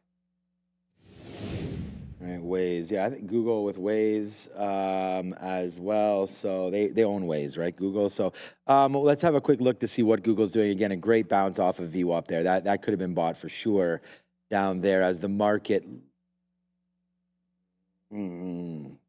That should have been traded. I mean, I'm sitting here waiting for Tesla to do something and kind of ignoring that we should have been on that futures dip buy into VWAP there. Again, so let me just explain the trade here in the wild, Shout out to Adara for the In the Wild reference. All right, like, look at this. How many times do we need to see this? So there's a retracement back, hit VWAP, go. Come back, hit VWAP, go. Come back, hit VWAP, go, go, go, go. Go, go, Carnival, whatever. I was listening to some Kanye. 20,400 is the next stop and a breakout level now. I mean, how many top? I mean, you could go short at the top as well. But for me, market up today, Tesla up. Lots of good stories here as Nvidia trying to go, Apple trying to go. I think this is a break. So let me look at the TQs because I'll trade that instead. So let's have a see right now if there is a level here on the Nasdaq that we'd want to see. So let's go to a 5-minute chart. Yeah, I mean, obviously, but the problem with that is the pre-market highs, 74 held pretty good, 74 yesterday, good little drop spot. So that's fine. We can get to 74. Like if we take this 73.60, I think this is worth going long. What's the market up? 0.7. Yeah, I think this is probably something. What is that? 73.60. Okay, I like that play. And again, I just explained why. Bounce, bounce, bounce, bounce, go. So right now, let's see if we want to take this out. Again, I wish there was bigger earnings tomorrow because then I could really see this giving a catalyst. Like, why would someone buy the close right now? But technically speaking, I think this is a decent trade. Let's play small. Let's do like maybe 25% or something of our normal position size if we break through on there. And I think that's important that I tell you that. You know, I think that's one thing that, you know, when I watch the show back when I'm at home or whatever, that's the one thing that I think we need to do a little bit of a better job in is explaining how much we like the trade as opposed to other trades and how many shares we're in relation to other positions. So for me, it's like if you were going to take this with if your default's 1,000 shares or 100 shares on this name, 25%, simple math. That's about what we're going to do right now. Put that much risk into this trade. So that's what I'm doing. I'm going to put it in right here if we could take that high. We've talked about what we're looking for. And then look, a pullback into the 50 period can get us out. So 30 cents worth of risk, that makes sense. I think the top is 40 cents. So we'll try it with a runner into the close, especially if our boy Tesla, we're already in the money now, 12 bucks. If this one can go through 260, which we're taking long as well, then giddy up on that one. We are going to stop out. We're going to take profits at 259.80, which is the high of the day for Tesla. Giddy up if we can get that. Then we'll punch that long as well. I got to go get this set up. Okay, here we go. We are now starting to break on the TQs. Yeah, the market is breaking higher. We missed Lam. Lam is now going, whatever algo was buying this stock up is accelerating a little bit. Like it got from 76 and looked like it was going to dip back in, but now you're starting to accelerate higher. I'm going to look for an entry at the 50 level, like next available pullback for sure. I did get into fun. As we mentioned, there is the break of the trend line. The trend line is not on the 3-minute. It was on the 15-minute. That's why you have that break, but it was clean on the 15. So we're going to get some out in front of the 40s and then play in at $10 there on fun. But it is like I want to get into LRCX here while we still have some time going into the end of the day. Now, there is a good point that Chris Betcher was talking about. When you start to get into the big throes of earnings season, a lot of companies will not do their buyback. They'll basically won't be doing as much buyback. They won't be doing buybacks before their earnings, sometimes like 5 weeks before. So you want to sometimes watch out for that last 10 minutes, as he mentioned, where you might lose some of the program buying on some of the bigger names that do buybacks. That's mostly like big cap tech, but you do want to watch out for that. So LRCX, Lam is starting to pull back. We'll want to see if we can get in here. The prior high was 76.50. If it stays with trend since VWAP, that's something like this. So there's the trend. I'm not talking about the whole day, but I'm talking about the trend since it got over VWAP. Would have to hold on to about 76.40. So I'm looking for a bounce in here, then we'll catch it on the other end on Lam. So the first pullback, wow, it's actually like just as I was talking about, now it's pulling back heavily. What the heck just happened? Okay, anyways, they just lost a bid.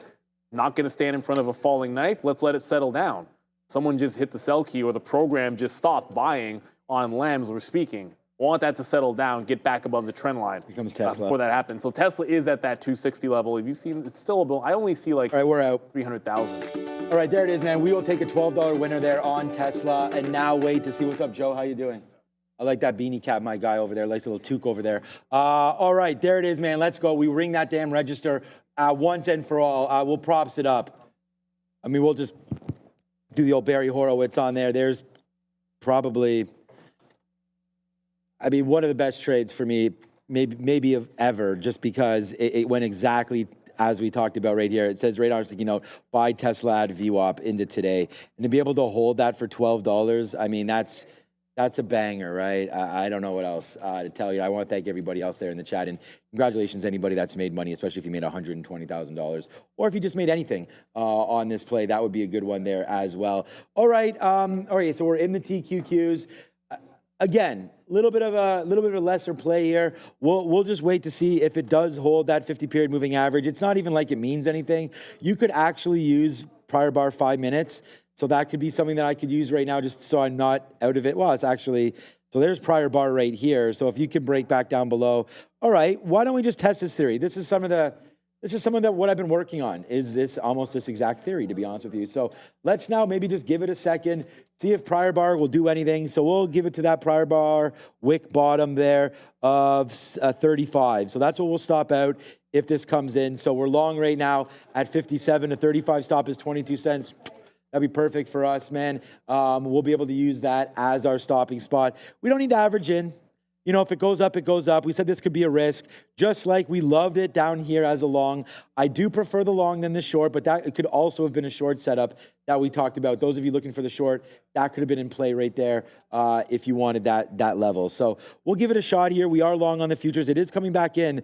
I'm going to switch over because I got to make sure that we have the right stop set. What did I say? 30... Well, I mean, at this point, the 50-period moving average is right there anyways at 30. So, okay, so that prior bar close is 30, right there, 36s. So looks like this futures trade, and again, it's a good thing that we're not really in this trade, too many shares, but it is coming back in. Let's get out if it breaks. So 73.29, if it breaks that level, we'll get out and stop out of that one. But it looks like we may have just nailed the top of Tesla again. Like there it is. Don't even tell me we may have the bottom and the top of the day here. That was a great exit. I was watching the tape, and the moment you said it's still gonna rip. The moment you said, I didn't have my stop order in. The second you got out, I was like, oh, I saw the tape. I'm like, okay, this is the push. It's now or never. Through the stop order, only crossed to 11 because I'm not crossing very far in that one. I'm done with crossing even dollar breaks, 30, 40, 50 pennies. I'm trusting the gateways that we have at Real Trading to give me a good fill. But the second everyone was like, oh, it's time to put the orders in, it flashed that size, which I still only saw Nasdaq on the offer, and then an instant reversal. But it's $260. Tomorrow's a Friday as well, so maybe it's an options thing. It might have trouble getting through the even dollar the next couple of days. We'll see on Tesla. And there was nothing on Lam why it fell that far. It might have just been the futures got to a bit of a top or something like that, and then something had a program buying, you saw the trend up, and then maybe just it pulled back because other things had pulled back in the moment. Okay, so here comes Tesla again. It is trying to go. It's now back above 60, so I'm crossing to 11s. This is one of those that better go right away. This time of day, you see a fail break, it can be back at 59 in a heartbeat. I want this going immediately to 40s and 50s. If that's not happening, I'm getting the you-know-what out of Dodge. There's 262's resistance anyways over there on Tesla. Just a quick update on Funware, because the only new things this afternoon was SoFi on the trend reverse, and then Funware on the trend reverse. So there's your trend reverse. Long here at 18s. It just got to 950. So at this point, I want to set up, if it breaks this trend that it just put in, just get out. This is a stock down 33%, and the CEO just left. So it's just a simple reversion play. It just got to first resistance. If it fails first resistance, then it goes back to being a stock that was down 33%. And that's the only bounce that we're going to get. If it only goes 30 pennies, I've already scalped out of 2/3 of it as we speak. All right. So what do you want to see here, Darius Golden? I have a theory that the stick guy drops stocks. Okay. You want to hit that? So let's do that right now. We'll hit the stick guy right now. And he thinks it drops the stock. So here we go. I've got it in 1 second. There it is right here. So here it comes. All right. So now he has hit Tesla. So let's wait to see what happens there. It doesn't have to happen instantly. We got that high right there. We still are going long, though. For everybody, we are going long if we break through 260 there on Tesla. We have exited out of the trade. It was a big trade, obviously, there today. Tesla will be P&L #1 and really leading the day here today for both of us. So I like that stock. We'll see if we can get it through 260 right now. Tesla only up 22% today. Here we go. We talked about this, man. Tesla, even though it's up 22% today, it is just up 7% now for the year. So lagging, but has been one of the better swing stocks for this year because of all of the opportunities that it's given you, especially around important events. I mean, you got a great opportunity to trade it through the robo-taxi event. That dropped the stock 10%, and then earnings busted up 25%. So, I mean, just to say that this is a day trading stock would be correct. That is that is Nvidia and Tesla. Feel like just two amazing stocks this year. We're still here to break through 260, so if that does happen, we're here for that. And by the way, Mr. Right now is Mr. Right here, and what we're looking for is a break longer on the TQ, so it does hold. We should have averaged it. Normally we would have. If this was like at 10 o'clock or something like that, I probably would have averaged into that one, but hey, we're back here on the futures. You guys wanted more futures trading, so that's what we're doing, man. I'm the only one that trades futures here right now. We got Joe, that's options. Sharif, that's sort of the mini cap names and the mover names. We both sort of do everything here as we go. Yesterday we traded crypto. I traded IBIT. And here we are right back in on the TQQs. So here, before I go over to Neil, I just got to do this. Where is it? There it is. Oh, in the chest. Supposed to be on the stock, Ramin. Go back to the stock. Come on, wake up. There it is. Okay, now we're going to wake that up. All right, let's see if the futures can get going, and let's go back over to Neil. Absolutely. Just took, like I said, I just took more profit at the 50 level on Funware, and it looks like it wants to come back down. Lam came all the way back. Whatever that hammer candle was, they bought it right back up to the top. But I'd like to see some confirmation that it's not going to dump off that same level. Again, bit of a weird one, and I'm not going to sit there catching a falling knife on that. I wanted the confirmation. We didn't get it. So as I said, I wanted to make sure that Funware, which is not a good stock, didn't go back to what it was normally doing. So we wait for it to close above, one entry, it got to 950, and then we're going to trail it out. So that's the play. It immediately got the first resistance and came right back into the downside. So just a quick little scalp trade, 18s into about 47s.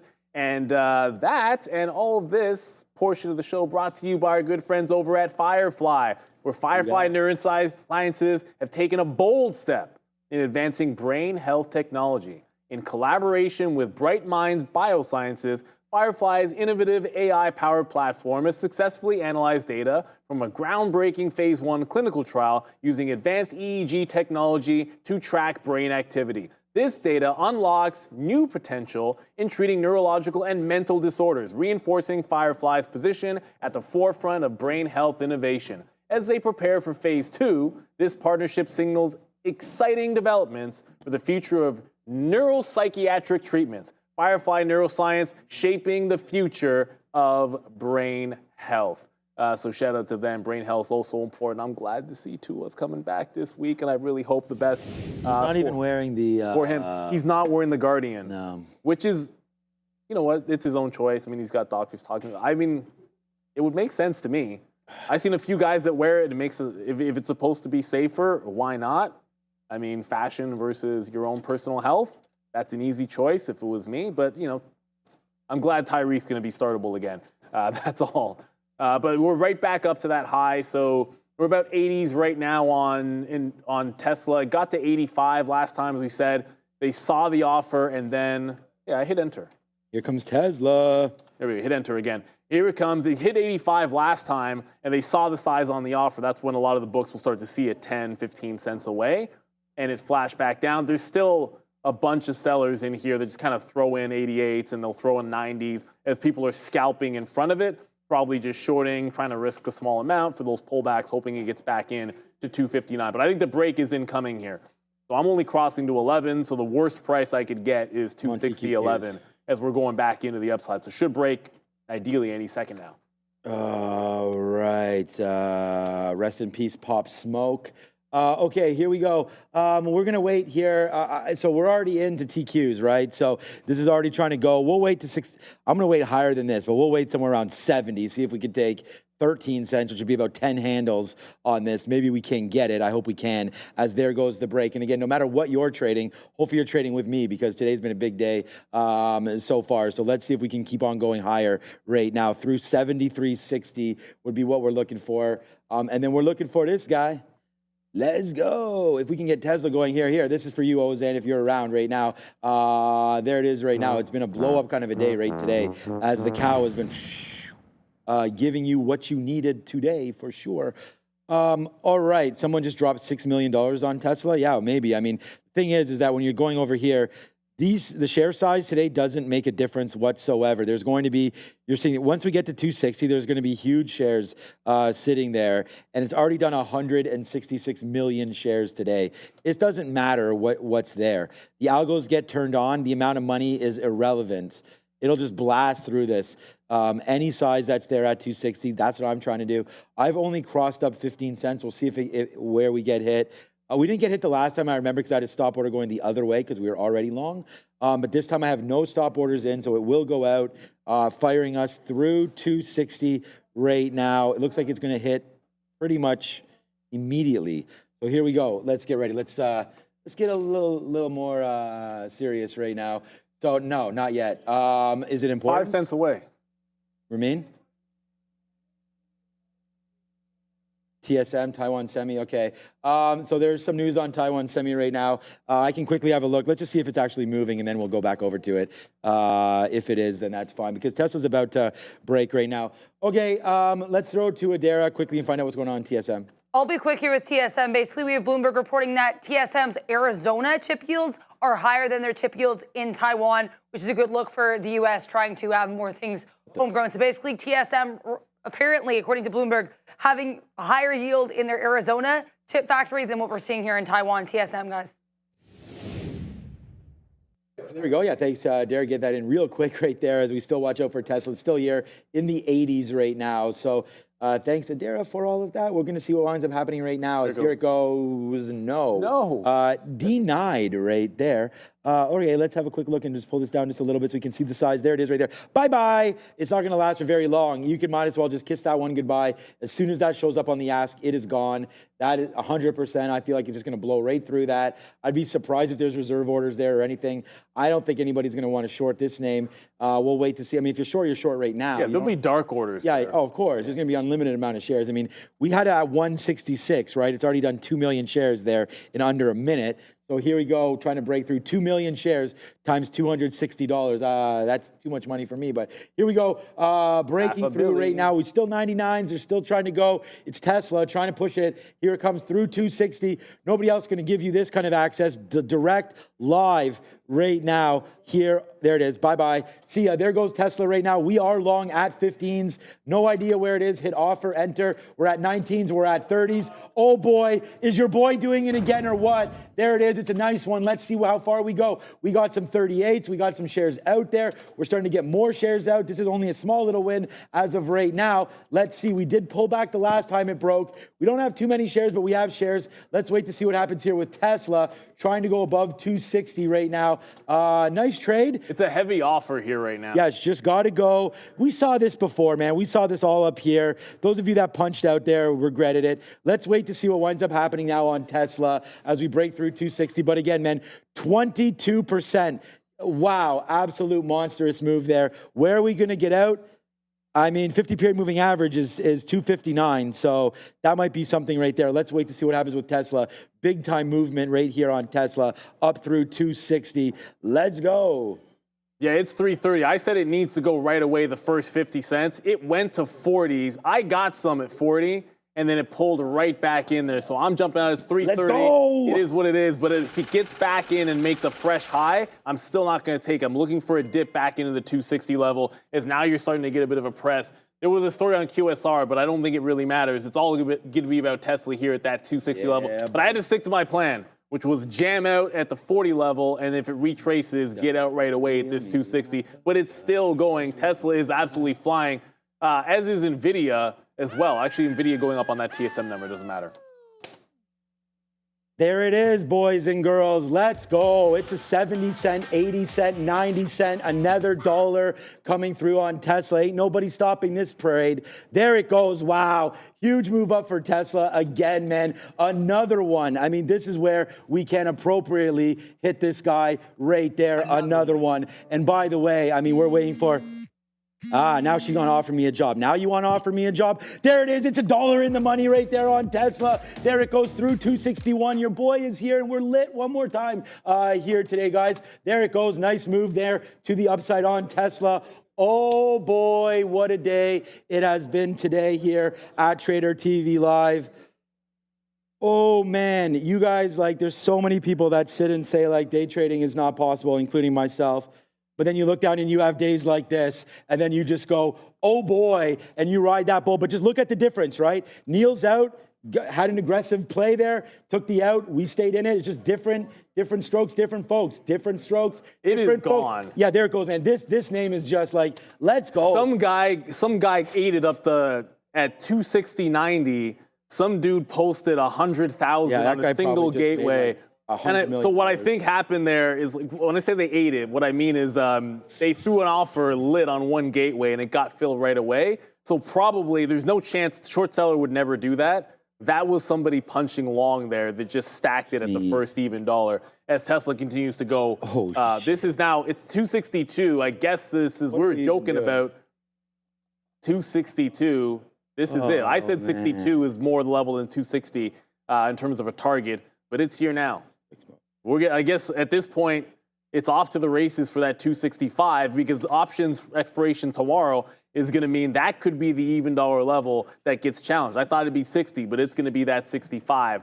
Wow, Tesla's absolutely unstoppable. Like, if it isn't your best stock today, I'm not sure what else could have been, to be honest. It's entirely possible, but Tesla is easily the one. The future's also breaking the highs as well.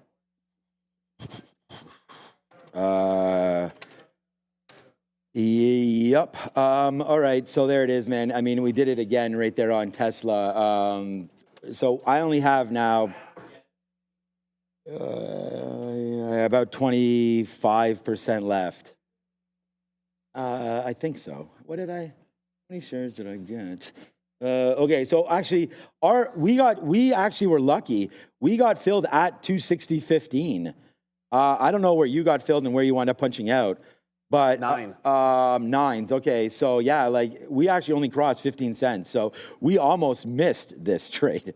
But wow, good movements there on Tesla. I still think you get better fills if you put a less aggressive price. That's been happening. I don't know. I mean, again, I'm not sure. I don't know the share size you punch with. But again, I think that's just, I actually got them all at 15 there. So either way, I guess there was enough liquidity. But at the end of the day, guys, look what else we're doing.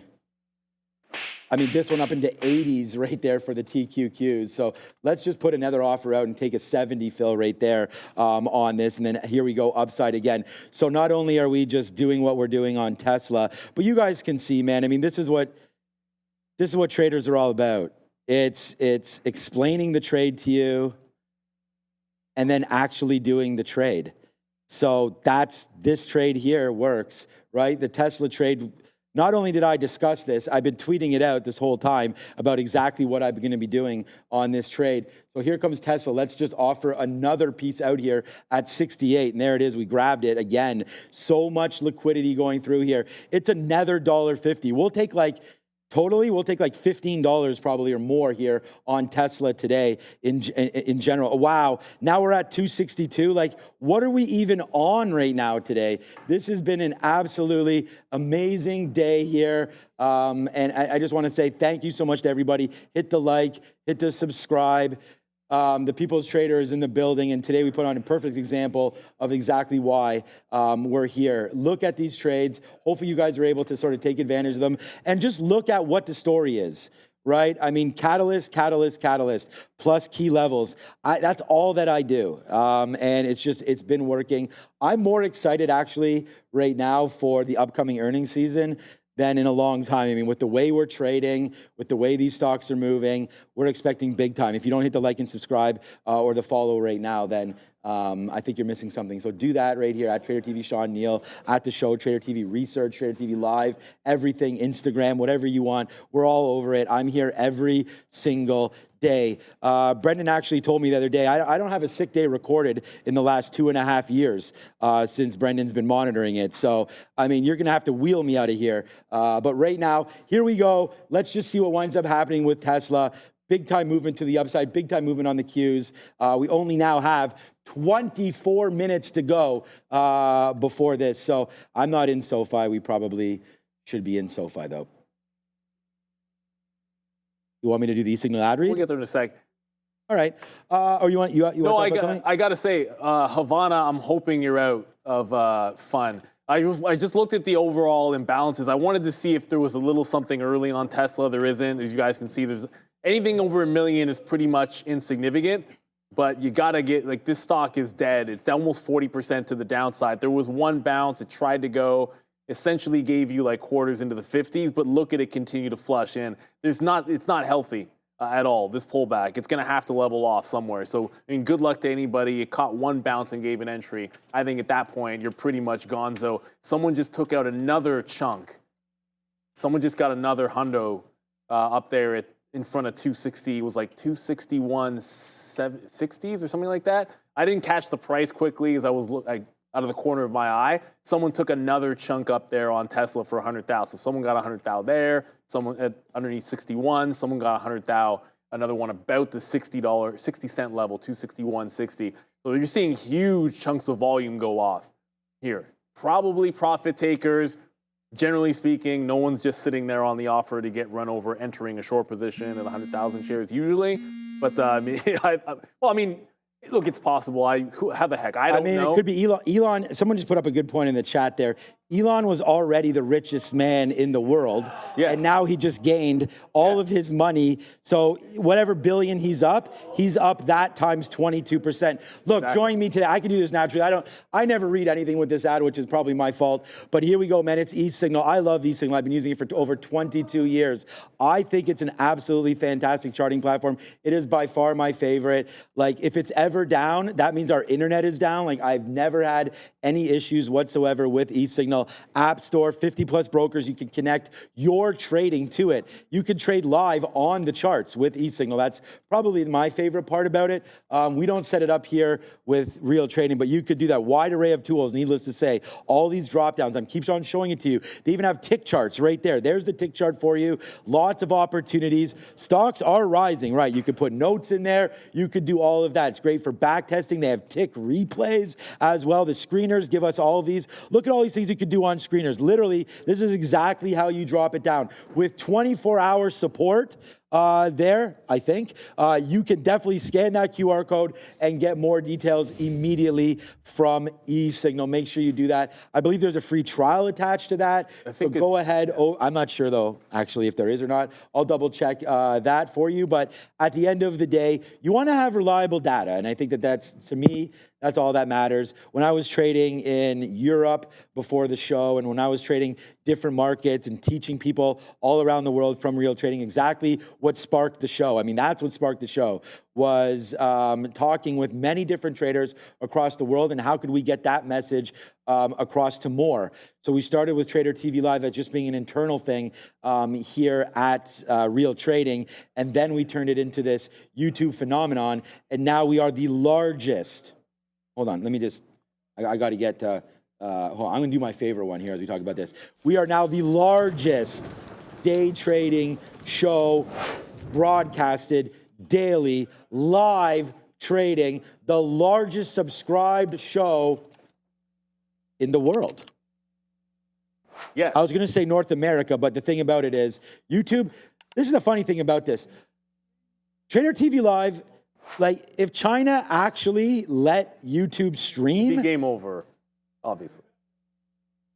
I mean, I don't even, I mean, the potential is unlimited right there. So okay. Unlimited power. Unlimited. You are, yeah. Liu Kang there in Mortal Kombat. I know I'm also a Sub-Zero guy. I think you're a Sub-Zero guy. 100%. I don't mind Scorpion where he throws the get over here uppercut. But look, if and when Sub-Zero? Joe knows. Yeah, Joe knows. I will. Joe knows. If I face either one of you guys in Mortal Kombat, I think it will be a grateful. I haven't played demise. in 20 years. Yeah, maybe me 21 years. But at the same time, probably longer. I love Street Fighter. And as soon as Neil organizes the meeting for all of us here, we are going to play some Mortal Kombat, some Street Fighter, and all of that. Okay, the only guy I may be afraid of over there is my guy right there, Fabian. You know, as you get older, I actually realize this. Sometimes the hands get a little bit slower.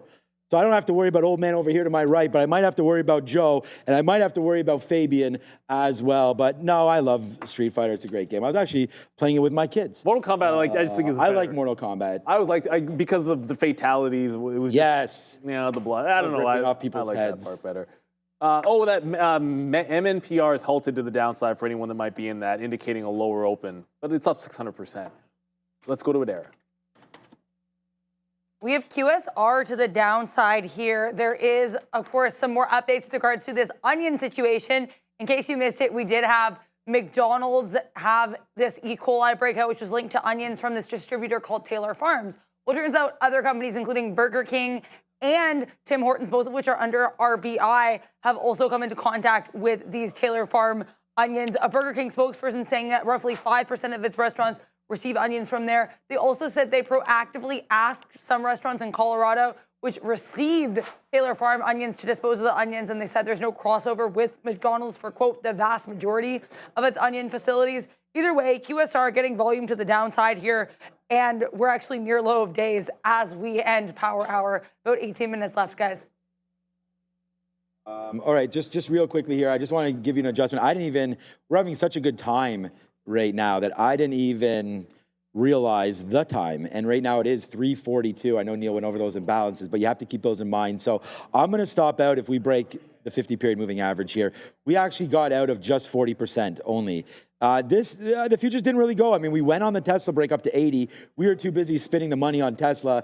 And honestly, what we made on Tesla dwarfs the Q's position, so it doesn't really matter. But here we go, man. Monster move again happening in Tesla as it is looking higher. And like we just got that fill. Again, like this is another $2 winner right now for Tesla. And I don't believe it's going to stop. So let's just keep on going, man. What did we just get out of? Okay, so there it goes. So we did get stopped out there on the TQs. So they just broke lower. We're out of that one, and we're out of it fine with that one. All right, Neil, pay some bills. Yes, sir. And this brought to you by VinFast, because there's big news from VFS, the Vietnamese electric vehicle powerhouse. They've announced record-breaking numbers for the third quarter of 2024 on October 22nd, delivering over 21,000 EVs. That's a jaw-dropping 116% increase year over year and an impressive 66% jump from last quarter. And here's the kicker. September was a blockbuster month with more than 9,300 EVs delivered in Vietnam alone. It's the highest monthly figure ever in the domestic market, setting a new milestone in the country's automotive history. VinFast is now officially the market leader, beating out international rivals by nearly 50%. This marks the first time a Vietnamese EV brand has claimed the top spot. Vietnam joins an elite group of nations where a homegrown, pure-play EV company leads the market. It's a major moment for the industry, and all eyes are now on VinFast as they prepare to release their Q3 financial results on November 26th this year. Stay tuned. And if you might not have guessed, a homegrown EV company, which is the market leader in its own market. Now, I can't think of another name, Sean, maybe you can, that also fits that bill that may or may not be doing some things today. It's slipping my mind. As you said, I'm getting a little bit older, and sometimes you forget these things. Yeah, but, all the time. Homegrown and number one in its own market. EV name, homegrown and leading in its own market. It's not Rivian. That's the hint. It's not Rivian. I thought it was only Tesla. I thought was what we were talking about. Of course it's Tesla. Oh, okay. I was going to say BYD is leading in China, and that's going to be Yes, well, obviously BYD be part of that but club. I don't know. Actually, I don't even know where that was. Are they doing well? I don't even know where that was originated. Okay, and maybe VinFast is leading the Vietnamese market as well. But yeah, look, I mean, the only company that's really doing any damage on anywhere in this world apparently is Tesla today. I mean, up 22%. I mean, the amount of money that's been put into people's pockets. First of all, Tesla has minted the most millionaires, I believe, out of any stock, period. I know Nvidia obviously would be there as well, but I mean, everybody, there are so many Tesla junkies, man, that this stock has made a lot of people a lot of money, and it's not stopping. It just keeps on.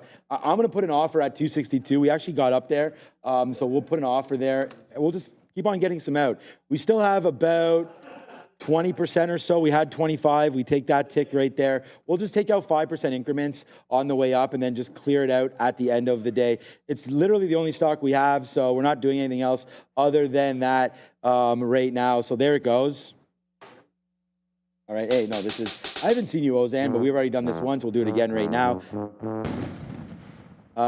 For us there on Tesla. Unbelievable. So glad that we took that reload there on that break of 260. Does look like we're planting red roses. So in that situation, shout out to my lovely wife. Oh my God. Maybe it's better if she doesn't watch the show today. All right, there it goes, straight up there through 262. There goes Tesla. Wow, another $2. I mean, you guys might be like, why is this guy like celebrating? We were long at 248, my guy, and now it's at 262. And again, we're all over it on the sticky note. We've been all over it all day. We even talked about taking this play again, and we did exactly that. And there it goes, man, blowing to the upside. It is Tesla. It is the best stock today, as Neil Easily, mentioned. like it has to be. Well, it does. I mean, Well, I always exaggerate things. It doesn't have to be. It just very likely is if you're a day trader. That's the best way. It very likely is if you're a day trader. It doesn't have to be. There's probably other things that trended just as well in either direction. Heck, you could have been short in Funware today and it was down 40% if that's your cup of tea. That nanonuclear energy, by the way, I said there was nothing on the imbalance locator, but the early look is this nanonuclear has a 1.5 million cell and it's not paired off. So this might be something because it doesn't really do that much volume. It's only done 6 million shares worth of volume. So this is about the only one that I think is interesting that I can see here. INFY, 1.4, BNS, banks don't really care about the banks, especially the ones that are Canadian. So there's only two things to look at 350 for myself. Tesla, obviously, I doubt there'll be an imbalance. I don't think I've ever really seen one outside of when they were added to the S&P 500. And then this NNE, nanonuclear energy. Decent short float. It's been bleeding all day long. Actually faring a heck of a lot worse. These guys had the offering, but a lot of them were down on Sympathy. Got to check to see how SMR did today. I haven't looked back to see if they held a bid, but the rest of the group was all headed downside. About 90 seconds to go to the imbalances. Those are the two that we'll be looking at for sure. I'll put that one on the back, and the front will be looking at Tesla just to see. I mean, if it's maybe you get a massive buy or sell imbalance. You never really know. Sometimes it happens, sometimes it doesn't. Usually Nvidia will have some as well. But 90 seconds to go until we get 350 and the imbalance locator. Probably a nothing burger, but you want to be prepared just in case. all right. I'm just trying to figure out some more opportunities because we only have 1 minute now. I'm not going to do anything. We just got another. We only have 10% left now of this push. So we'll just update this. We only have a minute left. We're just going to show the names that are going to come through here on the New York and Nasdaq, and that should happen at any moment now. You know what? Let's just get out right here at 30s. Okay, well, we just tried to get out at 30s. Let's still offer 30. Come on. One more. Should I just cancel it? All right, let's just offer right here. All right, so we get out of another piece right now. Now we only have that 5% left. So whatever happens now happens now. We just don't want to be part of a sell side if and when that comes through. So, all right, we'll wait to see if it does come through or not. But that's it for me today. Again, really good day, really happy with the performance of our trading here with only 10 seconds left. Let's give an idea of what Tesla's going to do. We can wait a little bit higher up there in case it is a buy imbalance. So 3, 2, 1. Maybe we'll get picked up on a buy. It looks like it is a buy. There it goes into the 50s again. We got filled at 55. Now we'll just hold one little small piece again in case we do break a little bit more on this one. I don't see it. Apple's a buy right there. Tesla just gave us that great out on the top side. Intel's a sell. Nvidia's a sell right now coming into the close. But there it is, man. We just get that fill at 55 right there on Tesla. Small piece left, but that was a day, man. That was a day, maybe for the books. Tomorrow we'll go over those numbers in the company, and I think they're going to be absolutely monstrous. So far, so good here, guys. Yeah, absolutely. And just the question was NextEra Energy, not Nano, NEE versus NNE. They're both energy names. NextEra actually reported, but as Sean said, nothing on the imbalance locator. CMCSA is there, but who cares? It doesn't. With 1.4, that's probably going to pair off. So Tesla didn't have an imbalance. Don't think there's going to be anything too crazy that shows up, but you never know. I'm just going to keep my eyes on the locator in case we see something that pops up before we get to 355. But, I mean, Tesla is going to be the first look tomorrow morning, I think, for a lot of traders, and rightfully so. It's where you're going to want to be. There's nothing more important than what was the thing that worked best the previous day is the first thing you go back to. Just try to keep it simple. And if Tesla was a big long, it doesn't mean it's going 22% tomorrow. It's not going to go 22% tomorrow, obviously, but you got to still look for a continuation. A lot of people are probably caught offside when something like this happens. Like 22%, there's people that are short that haven't covered. I promise you that. And tomorrow, if we hold 260, then you can look for some continuation plays over there on Tesla. So we still have, look, I mean, there's earnings tonight as well. Obviously, nothing's going to be as big as Tesla. It's still going to be a banger aftermarket show because you can go over all of the Tesla trading and go over everything that you need to know for preparing for tomorrow's trade for sure. Barnes said Tesla had a 500K imbalance. When we say nothing, we mean like it's not big enough. It's done 181 million shares on Tesla. So 500,000 imbalance is obviously pretty insignificant there. It's not going to move the market 500,000 shares when you've done this much. If it's done a million shares, sure. But 500,000 in a Tesla, it takes a half second for it to go through that much volume. Yeah, man, IBM. Let me check out what IBM has been doing today. All right.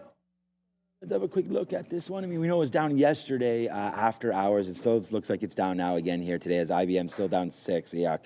Yeah, all right. So bouncing definitely off the bottom there. IBM today not suffering a different fate, of course, than Tesla. Oh, by the way, we got out of Tesla once it broke 261 there. So that's out. In, boom.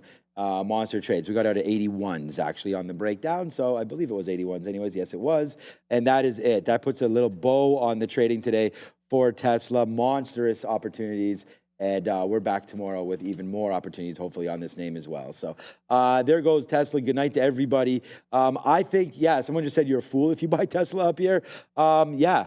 I mean, I wouldn't say a fool, but at the same time, fool's gold. We'll wait to see what winds up happening here because I still think that you're at the top. We've been up here before. I don't think it's a good buying opportunity. Buy stock up 21%, but at the end of the day, it keeps on working. We called this long yesterday. We had the thing up. We pushed green. We've been tweeting about it. We talked about it. We said it was basing to go. It could have also been basing to go down. You did have protection of the 200 period, but that never came into play. So again, nice move there today for TSLA. A little bit of look there on IBM. Let's check out DraftKings. We completely ignored it. Probably, all right, so good thing we did. Still at this level, so not much happening right there. Adair gave us the indication there that was 782 to sell overall. So net on the imbalance is 782. You can see we are making a move down right now. Bitcoin, wow, what a day for Bitcoin. 68 and change, as if yesterday didn't even happen. I was actually talking with Ramin about this earlier and saying that I like Bitcoin, and there it goes today, closing at its highs is BTC right now. So continues to make moves. Bitcoin and IBIT up 3%. Yeah, just stay tuned for us, man. Dexcom after hours, not much else. A WDC, Western Digital.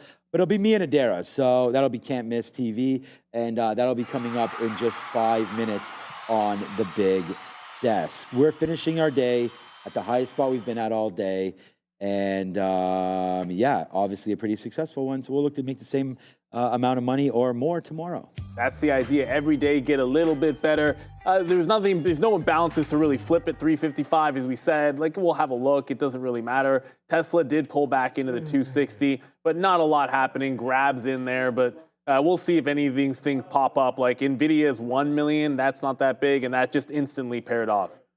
So pretty much a nothing burger on those imbalances here. So nothing happened at 350. As a matter of fact, I think I just saw Tesla lose the bid at 260. Yeah, so it just came underneath that 260 level. A bit of a pullback. Profit takers at the end of the day. What are profit takers going to do on a day like today? Well, they're not taking profits on shorts. They're taking profits on longs. That's what's going to happen. That 260, we're back underneath here heavy on Tesla. Is what it is. Every pages, you got to look forward to tomorrow. The biggest volume name, relatively speaking, is going to be Tesla again, unless, well, probably an earnings play does better relative volume, but Tesla is still going to be the first place to go. And it's going to be trading opportunities. It's not going to go 22%, but there will be trading opportunities. There should be a decent trend to work off of. I don't want to ignore, and we have ignored, Nvidia ends up going back into the green and holding VWAP in here. So a decent sign. This is exactly where it's been failing, that 140 level over and over again.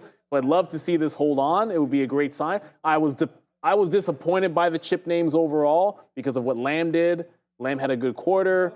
HK Hynix overnight had a good one as well. And then you still managed to sell off on most of the chip names, unfortunately. But let's see what happens tomorrow. Tomorrow's always going to be a new day. Ari Pages, will you use today's profits to have an at-home hyperbaric oxygen therapy chamber? I've nearly bought one for $7K some years ago. I don't know. Okay, that's not I've heard of a few people who have these, mostly through a friend who's a professional athlete. And unless you're a professional athlete, I don't know that you get a hyperbaric chamber. I mean, do you need one unless you're a pro? Probably not, but pros need them. As a trader, what do you need a hyperbaric oxygen therapy chamber for? But hey, more power to you. You got to spend it somewhere. I prefer a good bottle of wine or a nice trip. Something along those lines is better for me. But you got to be able to do you. So Tesla still want to see if it can hold that 260. That's going to be the big thing. 260, 255, 250. I don't have to tell you on a Friday. That's where our eyeballs are going to be. Got to be the first place that we go to almost on a daily basis. Strobe, I see what's up there. KC, fun was not fun. You don't want to look at that chart. It's just basically going to depress you. As much as it was strength here, like Tesla was impressive upside 21%. Fun was like 40% to the downside. That's the danger with these runners. And we said this before. Like if a stock does this in a matter of a few days, no one ever went broke taking profit. I mean, it was $3. It gave you 14, 15 bucks on Funware. Like, what more are you asking for? And now it's all the way back at like 850 and continuing. Oh goodness, just continuing to flush. Sometimes the best trades are just getting out of something that's not working, everybody. You know, you can try to get a bounce play, you can make on it, and then the stock can just completely die. You got to be able to get out of dodge. So fun looking, nasty. DJT faring at least a little bit better. Nasty there. Kyle McGill. No, I did not just compare a bottle of wine to a 7,000 Persian. I said what I like. I like what I like. You know what I'm saying? Like a hyperbaric chamber, I'm not about that kind of a thing. I like experiences more than that. Like I said, if you're a professional athlete, I think that's just you investing in yourself. You know, get a nice setup. Get a great trading setup for yourself if you had a great day on Tesla today. That would be more in lines of something that I would be in.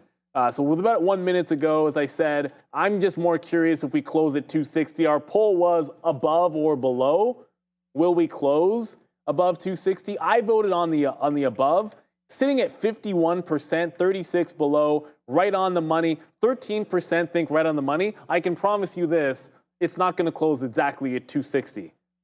That pretty much never happens on the even dollar. We'll see. It can. It's theoretically possible, Fabian. You're 100% right about that. It can close at 260. It just almost never does something that perfect. But it's going to close above, at least if the last 30 seconds go the way we expected, as it just caught another bid here on Tesla at that 260 level. So with under a minute to go, it's still looking pretty strong to the upside. That last sell-off that took us underneath, the buyers just jumped right back in and stepped off here. So Tesla, you can see the chunks going off. there's big sellers that are just getting eaten up every time it gets to the $0.50. They're just throwing in their take profits, I got to assume, and getting eaten alive. So tons of volume here on Tesla. We expect that to be the case, and it hasn't disappointed. But you know what time it is? We got 10 seconds to go. Let's drop it. Adara in front of the Trader TV Live logo on Tesla's earnings bonanza. Ring it in 2 and 1.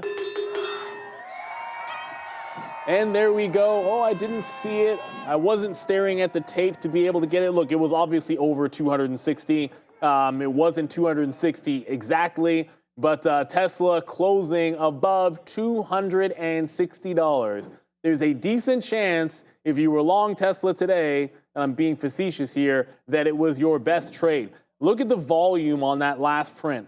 About 9 million shares. That's why that 500,000 in balance and 9 million went off there on that close. 200 million in total on Tesla in terms of overall volume.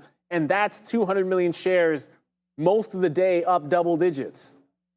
That's how much volume was going up top there on Tesla. Probably a lot of people are going to be offside. So it looks like it was 48 there. 260.48 is your close price. So the over obviously won. Big shout out to the entire community here, having lots of fun on Tesla. I want to give a shout out to Fabian, Ramin, Andre, our production team doing a fantastic job. We had a minor hiccup. Everything got fixed right away. Shout out to the IT team for that as well. Want to give a big shout out, of course, to Brennan and Adara on the news desk every single day, giving us everything that we need live, real time. You saw a QSR story this afternoon as well. Shout out to Joe and Sharif on the midday, giving you options lessons day before Options Friday, talking about Tesla as well. And a big shout out to my man Sean. Tesla's number one. It better be number one. Well, I shouldn't say it better be number one tomorrow. It's likely to be number one tomorrow. And of course, big shout out to all of you. But you're not going anywhere. All you got to do, sit back, take a breath, relax, because there's still Sean and Adara. There's still the market recap show to go. And it's going to be a wild one because you got earnings and you still have volume going off in Tesla as we speak. It's still churning in the aftermarket, guys. And the market recap show is going to begin now. Now, why not? Welcome, everybody. Hopefully I am not on mute, which maybe I am. I am not. There, we just got a water. Oh, my God. Hello. Hello, everybody. What a crazy day it is. Welcome now to the Market Recap Show, man. We're still trying to recover from that wild day that was Tesla. And I want to thank everybody again for tuning in with us now, as the best show is right now, our recap show, especially during earnings season. We love to be here for you. We will go over the Benzinga Pro platform. We have it in front of us. There has many resources there that she will be hitting if and when breaking news does happen. We have Dexcom tonight. What we're looking for is DXCM, WDC, Western Digital coming at 4:05. That should be exciting as well. EW coming through. There's a few stocks that we're going to talk about today. That is for sure. XLY, okay, leading the way today here as consumer discretionary upside. You know why consumer discretionary is leading the way? Maybe Tesla. Bang! I don't know, but right it could there. be Tesla. Thank you so much, Adara. That is exactly why Tesla today. Wow, what a day that was for Tesla. Coming out here and exactly what we thought would happen did happen. Elon comes out, talks all about robo-taxi. Gives us an idea of exactly when that's coming through. We got Dexcom. Get that shit out of here, my guy. Normally we do throw. We got Dexcom. Okay, so hold on a second. DXCM. Before we go over to Adara, let's have a quick look at the 1 minute chart to figure that out. Sorry, Fabian, I should have moved that before. There it is, $75 right now. Nice move up to 78. Whoa! There it goes to the downside right now. DXCM. Let's have a quick look at this live. We are now logged in. DXCM. We are logged in into our platform right here. There it is, what it looks like live right now. 71 by 73. Do you have the numbers yet, or we don't? I have the numbers. I need to see how this compares to the estimates because I don't have the numbers as compared to the estimates right now. So we were looking for earnings of 43 cents per share and revenue of 988.9 million there for Dexcom. So Dexcom, 994.2 million. They did beat here. It looks like on revenue. And EPS here, where you said 43 was expected. That must have missed because they're down 8% right now. So, okay, we'll get that. Sorry, I'm still seeing the... Yeah, no. Keep going. I mean, that's fine. Yeah, don't... So again, Adara, look, we don't have... There's no producer in our ear or anything. We are literally doing this on the fly. So a big shout out to Adara. Looking for all the numbers. Just keep going, girl. Don't even worry about it. Thank you. If you find... We got the numbers. If you find something, you find something. But right now, look at this. I'll analyze the charts just real quick for you. Yep. Right now, Deathcom, people saying, yeah, now is Neil actually. Shout out to Neil. Right there, down to $65. We are going lower. Now down 10% right now for DXCM. You know, Neil actually highlighted this, said, you know what, this is a name that's been getting beat up. Well, it continues, man. They are not off the mat. So what are those numbers exactly? Yeah, so they actually beat here adjusted earnings of 45 cents per share versus 43 expected. Sales 994.2 million versus 990.7 million expected. So it was going to be a beat across the board. There might be something else there in that report that is sending them to the downside. I'm going to quickly scan this report here to see if there's anything we're missing, but not well received. To be clear, in case you guys missed it, they dropped 40% after the last report. Western Digital beats $1.78 versus $1.73, but it's failing right now. We do have a nice downside move for WC. It just touched $65. Not super aggressive right now for Western Digital. EPS expected 174. Seems a bit 178. Maybe we'll get that in a minute. Implied move over 7% right now for WDC, and there it goes. Look at this, man. This is why you do not play earnings. I remember looking back and I said, who's this guy wearing a muscle shirt? It was Sharif. And I was like, dude, why are you still trading? It's after 4 o'clock. Stop trading after hours. If you have a plan, great. But look at this. $65 bottom, now 69 Rip City right now for WDC as it's starting to go. We also have Deckers out right now as well. Deckers is out. Deckers, Rip City as well. Couple bangers here, Adair. We got WDC and we got Deckers. Which one you want to go over? I'll go Deckers first. So they reported Q2 fiscal 2025 for Deckers. So they reported a 20% year-over-year increase here in their second quarter revenue to 1.31 billion. They also announced a 39% increase here for the diluted earnings per share. Fiscal 2025 revenue guidance, they raised here to $4.8 billion, and they also raised their EPS guidance here from to a range between $5.15 and $5.25. So DECK, great report there. What about WDC? So they reported here Q1 2025 revenue of $4.1 billion. That's a sequential or quarter-over-quarter increase of 9%. Their cloud revenue jumped by 17% quarter over quarter. Their client and customer revenue was flat on the quarter. But they also so here's the whole report. I'll get you those whole numbers because I was just reading it off the report versus estimates. So they did, despite that 9% quarter over quarter increase, their sales still missed estimates. 4.09 bill versus 4.12 bill expected. Q1 EPS, $1.78 versus $1.73 expected. If there's any other earnings reports you guys are looking for, let me know. Other ones that I have in the docket on what we're waiting for include Edward Life Sciences, EW at 415. Tapestry, right now, Tapestry, a big move. TPR just came out as well. Tapestry right now up 10%, for 44 up to $48. Continue to go up, of course, clothing, Tapestry, nice move there up to the upside. TPR popping right now on their report, taking it out. Okay, so where are we right now with Tapestry? We're at $48.50, $49. Looks like we are trying to clear this level. Wow, wow, wow. Okay, 49 Tapestry. This could be a big break for them. Let's go over to a weekly chart here for TPR. Okay, here we go. Bang, we like this one. Look at this one, taking out the January 21 highs right there. My bad, May 21 highs of 49.50. Man, there's some nice moves happening right now. BYD as well moving around. I always know you mean business when you're pointing at me. What's up? Sorry, so Tapestry, I'm not seeing the numbers yet, but this could be what's moving it. Tapestry has this deal apparently with Capri blocked by its judge in the FTC win. So Tapestry deal with Capri has been blocked. Apparently, it's up about 15%. I'm going to see if they were set to report because I saw one thing here on Tapestry, up 12.5%. They're set to host their earnings on Thursday, November 7th. So this is not an earnings week for Tapestry. This has to do with that Capri deal being blocked here by a judge. Yeah. So thank you, Adair. That's a good point there. Thank you for that. Quick updates on not earnings there on Tapestry, but still breaking out. I just want to show you. Here's Capri Holdings right now. This is a name, again, that she just mentioned here. Look at this. Oh, Nikes, big move down. Capri is getting killed right now. Down 52% for Capri Holdings. Some judge must have puts. He says no to that deal, and you come, I'm being serious. This comes right down there to the, I mean, come on. You know, you've watched Law and Order. I mean, there's some corrupt judges. There's a lot of, oh my God, if you watch Law and Order, like a third of the judges are corrupt. Chung. I shouldn't have said that. No judge is corrupt. I'm joking. I mean, yeah. We're just saying, shout out to all my judge friends. Might need you one eventually. Okay, here we go. Hopefully not. There's Capri Holdings downside right now for CPRI,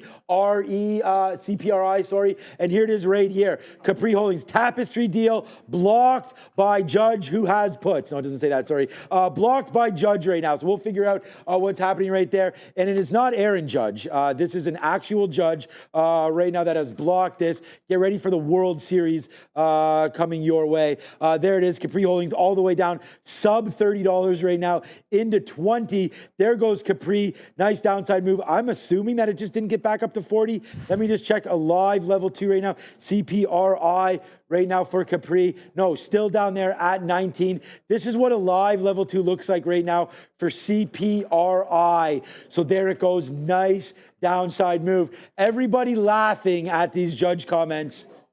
Why else are we here, baby? I mean, we're here, not just a couple pretty faces, man. We're here for that. No energy matches Sean and Adara. Hats off to you guys, man. Headbands off. There are reasons why we are doing what we're doing right now. Coach bags on clearance. Yeah, get your cheap Capri. That's the thing. The minute I saw like Coach at Winners or TJX or some of those discount stores, Gucci's actually going through a problem right now, too. The Gucci brand down right now. Okay, so that's what's happening here. Let's go over some, and again, thank you so much for the kind comments there in the chat. It means a lot to both Adara and I. But hey, look, man, Neil's been killing the recap show, as we all have.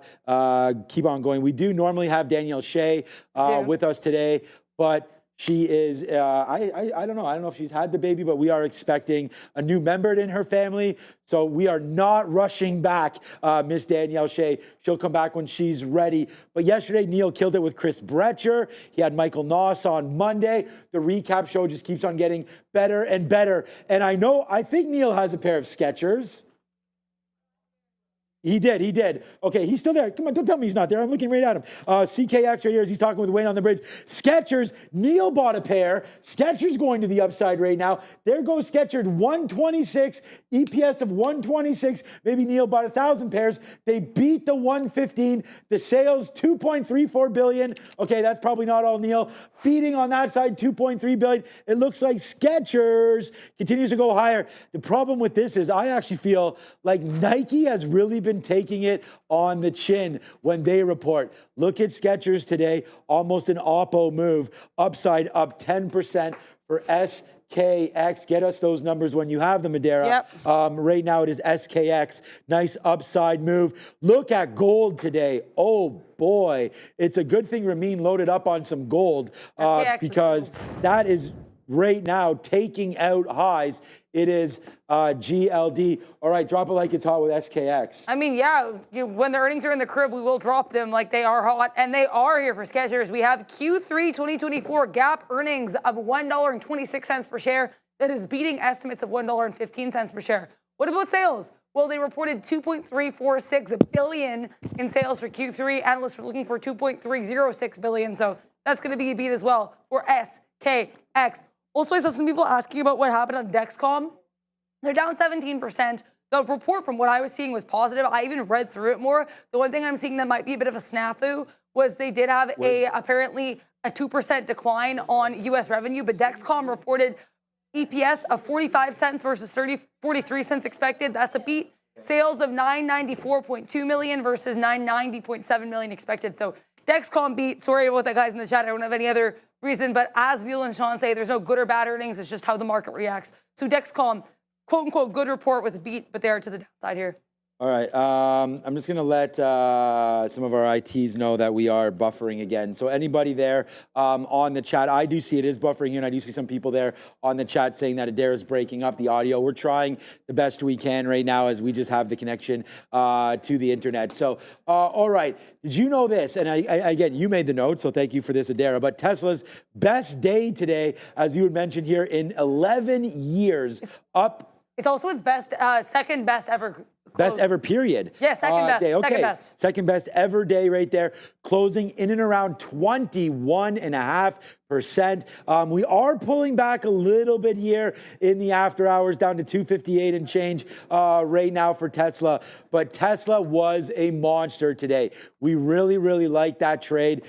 It was on our sticky note as the play of the day there today. I mean, check out this revenue source here for Tesla. 5-year stock up 70%. LTM gross margins 18% right now. Fair value 196. I don't know about that. Right now, key metrics, I mean, 196. It's at 252 right now. Big time beat for free cash flow. Energy and storage revenues, that's a new thing for them right now. Deliveries up 6%. Revenue growth up 8%. And we give a big shout out to Investing Visuals for this right now as Tesla continues to get higher and higher. And look, we talked about this earlier. Our trading today was pretty good. We didn't have any levels on Tesla other than this dip buy opportunity coming through right there. But it was a good one for Tesla in there today. So, all right, there it comes. Nice downside move. James Gorman is the current chair of Morgan Stanley. Just hearing the announcement right now that he'll be stepping down at year end. Doesn't seem to be affecting Morgan Stanley. You know, you hear anything about that with Jamie Dimon or something like that, that might be a problem, but I'm expecting that that was an expected move there for Gorman there in Morgan Stanley. Morgan Stanley has been a kicker of a name. I mean, just huge moves in the financial sector. We talked about this yesterday, a couple days ago, you and I, Adair, and we said the financials were the #1 sector this year so far and continues to be that. And speak about #1 sector, Capital One, COF, I guess, is out, Adara. I'm not sure if we reviewed that. COF, nice move to the upside right now, up 2.5%. That's starting to go upside right now. Let's talk about Capital One, nice upside right there, up to 158. What's it been doing on the year? Nice move on the year for Capital One. Yeah, do we have that yet? We have good numbers here for Capital One. So they reported here fiscal 2020 or Q3 2024 earnings of $4.51 per share versus estimates of $3.76 per share. So beating by a cool 75 cents per share. They also have sales of $10.014 billion versus estimates of $9.861 billion. That's also going to be a pretty hearty beat. Apparently net income here was $1.8 billion or $441. Adjusted, that comes to $4.51 per share. So this is a really strong report for COF. That's all I have for COF. Yeah, no, that's good, man. Shout out to Rivian Millionaire right here. Should have bought at Morgan Stanley when Sean called it at 90. I should have bought it myself. But I do remember, I do have some more. Actually, no, I do not. I have JP Morgan and Goldman Sachs. But here it is right here from Rivian Millionaire right there on the chat. Thank you so much for that little call out right there. And look, man, it was just because it was the 200 period moving average. I mean, we talk about a lot of those stocks. I was more interested in this. I thought you were going to say $100. This is when we talked about it because we were like, look, the banks, everything's really hot. It was already gapping up. So I felt like this play there, all we had to do was beat, and that was that. Look, DXCM, right? I mean, this is going to be the problem with DXCM again here. They're those little diabetes. So they have the diabetes counters and the blood counters there. So with GLP-1 right now hitting the market, I'm guessing, I think that the two play together, right? Because if you need to monitor your blood pressure and levels, then, you know, being GLP-1 will just help you hopefully get those down. But I would still think they need to be monitored. But hey, this is not my realm. But down 12% for Dexcom. It still looks like it wants to continue going. So just come over to the chart quickly here. $64. It did touch a low, Ramin, of $60 right there. Pretty yucky there for DXCM as it continues to go a little bit lower. And just real quick here on Benzinga, I'm actually just going to, and I know Dara's busy with so many other things. Let me just see DXCM right here, just real quickly now. They did beat, which is funny because there's the numbers. I thought that you said that. There was a 2% year-over-year decline for U.S. revenue. Okay, so that's going to be the problem. Obviously, their biggest market is going to be the U.S. I think the U.S. has the biggest percentage of diabetic as far as the population. So that's not good. It's probably the guide, right? So again, down on sales there year over year. We'll see about a guide. GLP-1's obviously hitting a lot of different aspects here. We saw a push down in Coke and McDonald's and all that. Some of those names way back to the upside. Let's check out Eli Lilly, see if there's any effect on them. Eli Lilly still fine, actually 900, pretty clean right there. Underneath the 50-period moving average is blood glucose pressure levels, not blood pressure. Thank you, Nassar, right there for that, for the Dexcom, right there, of course. But again, as it all goes, these are just stories that will continue to play out, right? I mean, Eli Lilly, I think, is going to be the one. Novo Nordisk is another one. As we look to GLPs to hopefully help not just with weight loss, but other addictions as well. More to come on that. Oh no, I am hearing that right now. Something about Joby in my ear. Yeah, Joby public offering. Looks like a share offering for Joby. So that's coming back down. That has been something that we've talked about a couple times on the show as well. An interesting play here. I mean, FXI. We've talked about Weyerhaeuser's out right now. Weyerhaeuser's out. We'll get that for you guys in a minute as well. FXI, I mean, look, the China names, looks like we'll bounce around here a little bit. I like a 30 bid for China. FXI, if it comes back in right there, I chugged that water a little too fast. Hopefully that comes in. We'll be able to get longer on that. I've dropped some Alibaba, but if there's going to be one name, ooh, cheers up for Alibaba.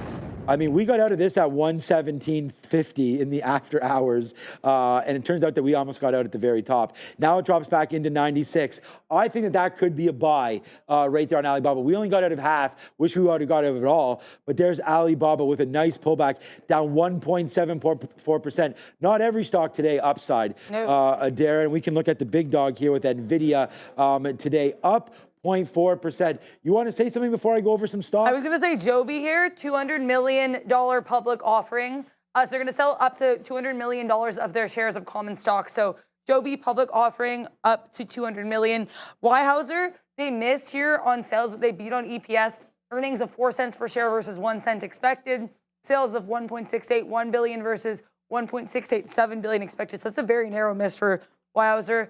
Do we have Edward Life Sciences now? Because they were supposed to report at 4:15, but they were late. Looks like. Oh, we have them. Okay, so Edward Life Sciences here.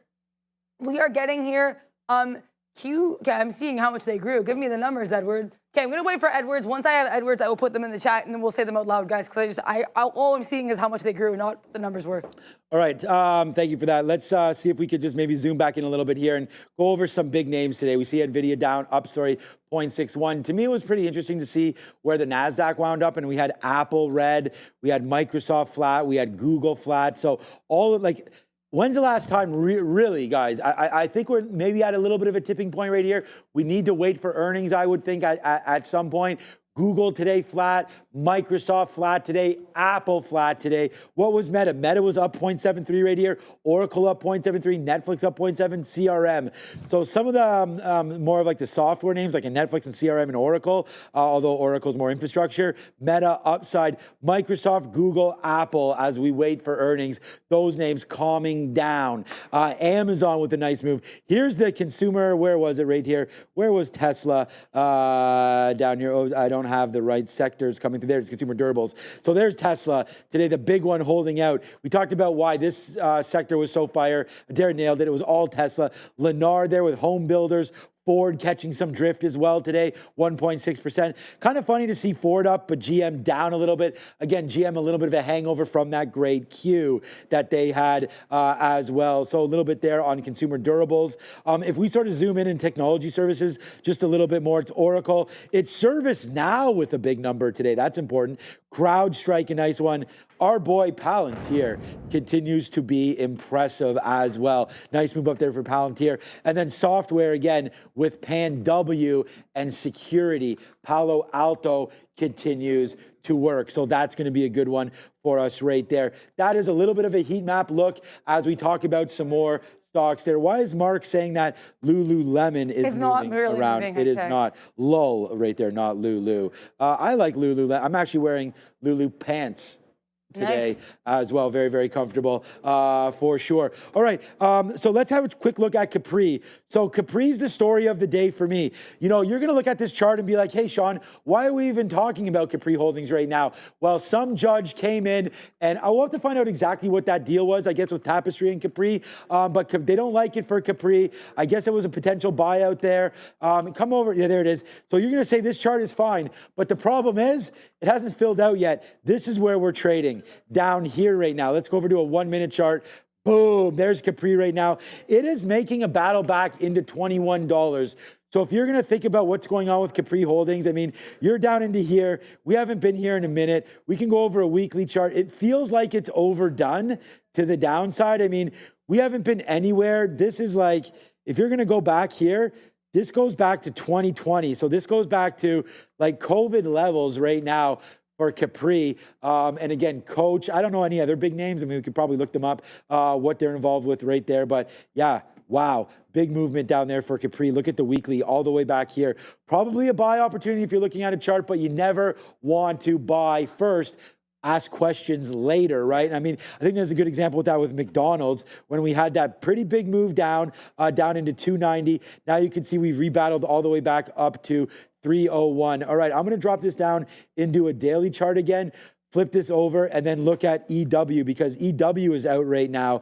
Edwards Life Sciences. You have the number. Let me just see what's happening here. So Edwards down and then back up. So let's get the numbers from A. Yeah, this is quite the sales miss. So we'll start with that. 1.354 billion for sales. Analysts were looking for 1.522 billion for sales, so they missed by a fifth of a billy. However, they did beat for earnings per share, 67 cents. Versus estimates here 64 cents. They also reiterated their guidance for fiscal 2024. Also, while you were speaking, I did some research into this deal with Tapestry and Capri. The reason apparently that the FTC moved to block it in April 2024 was because they were concerned about three specific brands. So Tapestry's got Coach and Kate Spade. Capri has Michael Kors. FTC's like, these three cannot be hanging out together. They're too close. Right. It's going to keep things too tight. So that was their issue. They didn't want Michael Kors hanging out with Kate Spade and Coach. Of course they didn't. Why would anybody want that? Okay, so yeah, I have no idea. All right, look, thank you, Adair, for digging into that. I mean, you know, stocks don't drop 50% for no reason. So there it is, man. Kate Spade, Coach. They don't want them chilling out with Michael Kors. That's hilarious. Right now, that reminds me. You ever watch Wolf of Wall Street? Yes. Yeah, because Steve Madden there. Those are the shoes there. So that was a story there. Okay, just reminded me of that. All right, so there it goes. Are those shoes even around anymore? Oh, I wore them yesterday. I wore Steve Madden's yesterday. Well, they are. Okay, just looking quickly here at BTC. I mean, I was talking about this a little bit earlier. I mean, I think that, again, you're going to get a lot of talk here about Bitcoin. The one thing that I think keeps getting pushed under the rug a little bit, remember, Donald Trump was at the Bitcoin conference in Miami there speaking, right? We know the love that his potential group, what do you call them when they're together there? People that they're going to hire anyways. The people that he's going to be bringing in, police? Employees? No, cabinet. Oh, sorry. Will be friendly to digital currencies. That's what I believe. That's what he's been saying. The Kamala Harris group as well has been talking a little bit friendlier of Bitcoin in the past couple weeks, but it is more the conservative side. And as they continue to get the lead in the polls, you could see Bitcoin having itself a nice little move up. Of course, this is just a 1 hour, but you can go all the way back, really holding 67,000, now looking to take out that 69 level, which is up here, 69.5 coming on a daily chart. Well held, man. I think crypto is going to break the high. Would it be surprised if this happens on November 5th, day of the election? If Trump is announced, I think that gives enough of a rocket boost underneath this name to lift it. I like it right there. Consortium, yeah, that's another good one, John Dell segment, but I did mean the cabinet that he brings in, because I remember when he was announced the first time, we had many different names that were coming through, switched them all around. Let's just wait to see what happens there on November 5th. But I think that could be another catalyst there for BTC, but that's what I think. And I know people still saying your video is freezing and it's getting very buffy.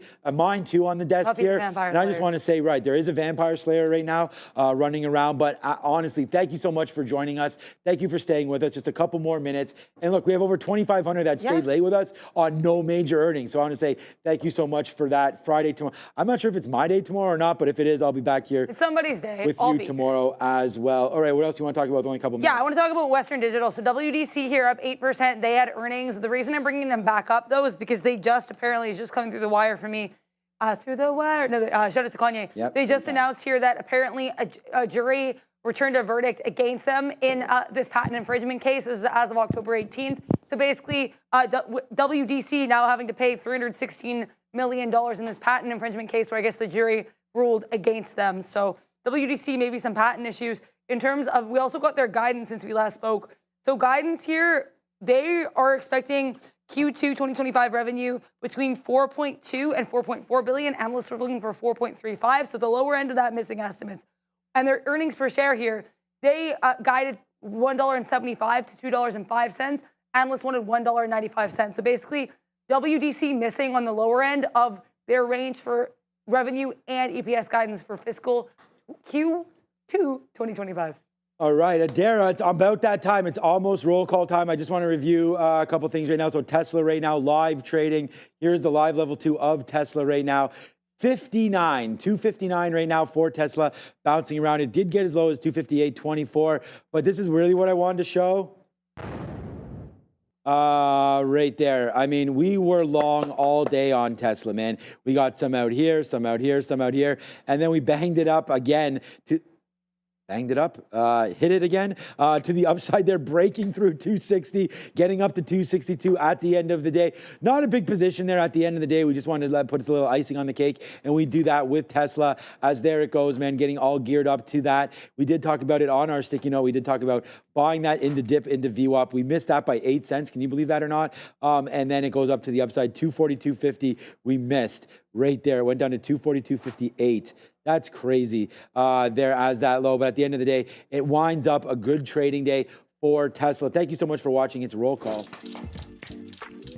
All right, look, man, I mean, it's been a busy day. I want to say thank you to Bears vs. Bulls, who's telling us right now on the chat that there are YouTube server problems. It is affecting other channels as well. So I say thank you for that, Bears vs. Bulls, and everybody that's out there right now. Will Tesla close at 260 above wins? And I think you might have been right, or was it? It was in and around there. So right on the money is a good enough win for me as well. Okay, guys, let's go right now. Should I ban myself? No, let's not do that. Shout out to Rainmaker. Big shout out to Bears vs. Bulls. Volky is here. Mary L is here. Or Marie L. Shreen is in the building as well. BJZ is here. Bora Hout is here. Jeremy's here. Oliver's here. Darwin is here. And the chat has completely stopped moving. So I have no idea. This probably has something to do. And I think it has something to do with YouTube because it's absolutely frozen right now on my screen is our show here. So thank you so much. Hey, Davis and everybody else. Look, for Adara, I'm Sean. Thank you to Ramin for staying late as well. We couldn't do this without all of you, though. Adara, thanks for all the breaking news. We'll get some more tomorrow, I'm sure. Thank you again for all the review of all of the stocks. Any plans tonight? Probably sleeping. I like that plan. We'll see. Absolutely nothing wrong with that. Okay, that's that. Enjoy the sleeping. What are your plans? Not much, to be honest with you. The daughter's hockey until 7:15. Oh, nice. And I'm probably going to be in charge of dinner. So I was thinking about barbecuing. I mean, it's like 10 degrees Celsius today, which is about like 60-ish. So it's good. You know what I was going to do? Pork tenderloin. That sounds delicious. We'll see. We'll see. I like the pork. The kids love the pork tenderloin. It's simple to barbecue it. I put on a little bit. It's very, very simple stuff, man. I put on to start with pepper, salt, garlic, and just sort of coat it like that. Throw it on the barbecue. The kids like a little barbecue sauce on a side there as well, so we'll be having that. But if I ask my daughter, she's going to want Freshie. Like, she's going to want one of those salad bowls or something like Freshie's dope. I used to work at Freshie, yeah. Yeah. We really like Freshie in the family there, so I don't know. We'll find that out at some point. All right. Thank you so much for watching. We got to go, man. Ramin's got to get out of here, and we do not want to upset her. So thank you so much for watching. For everybody out there, it's Trader TV Live. We're back tomorrow at 8:30. I'll check you then. Ciao.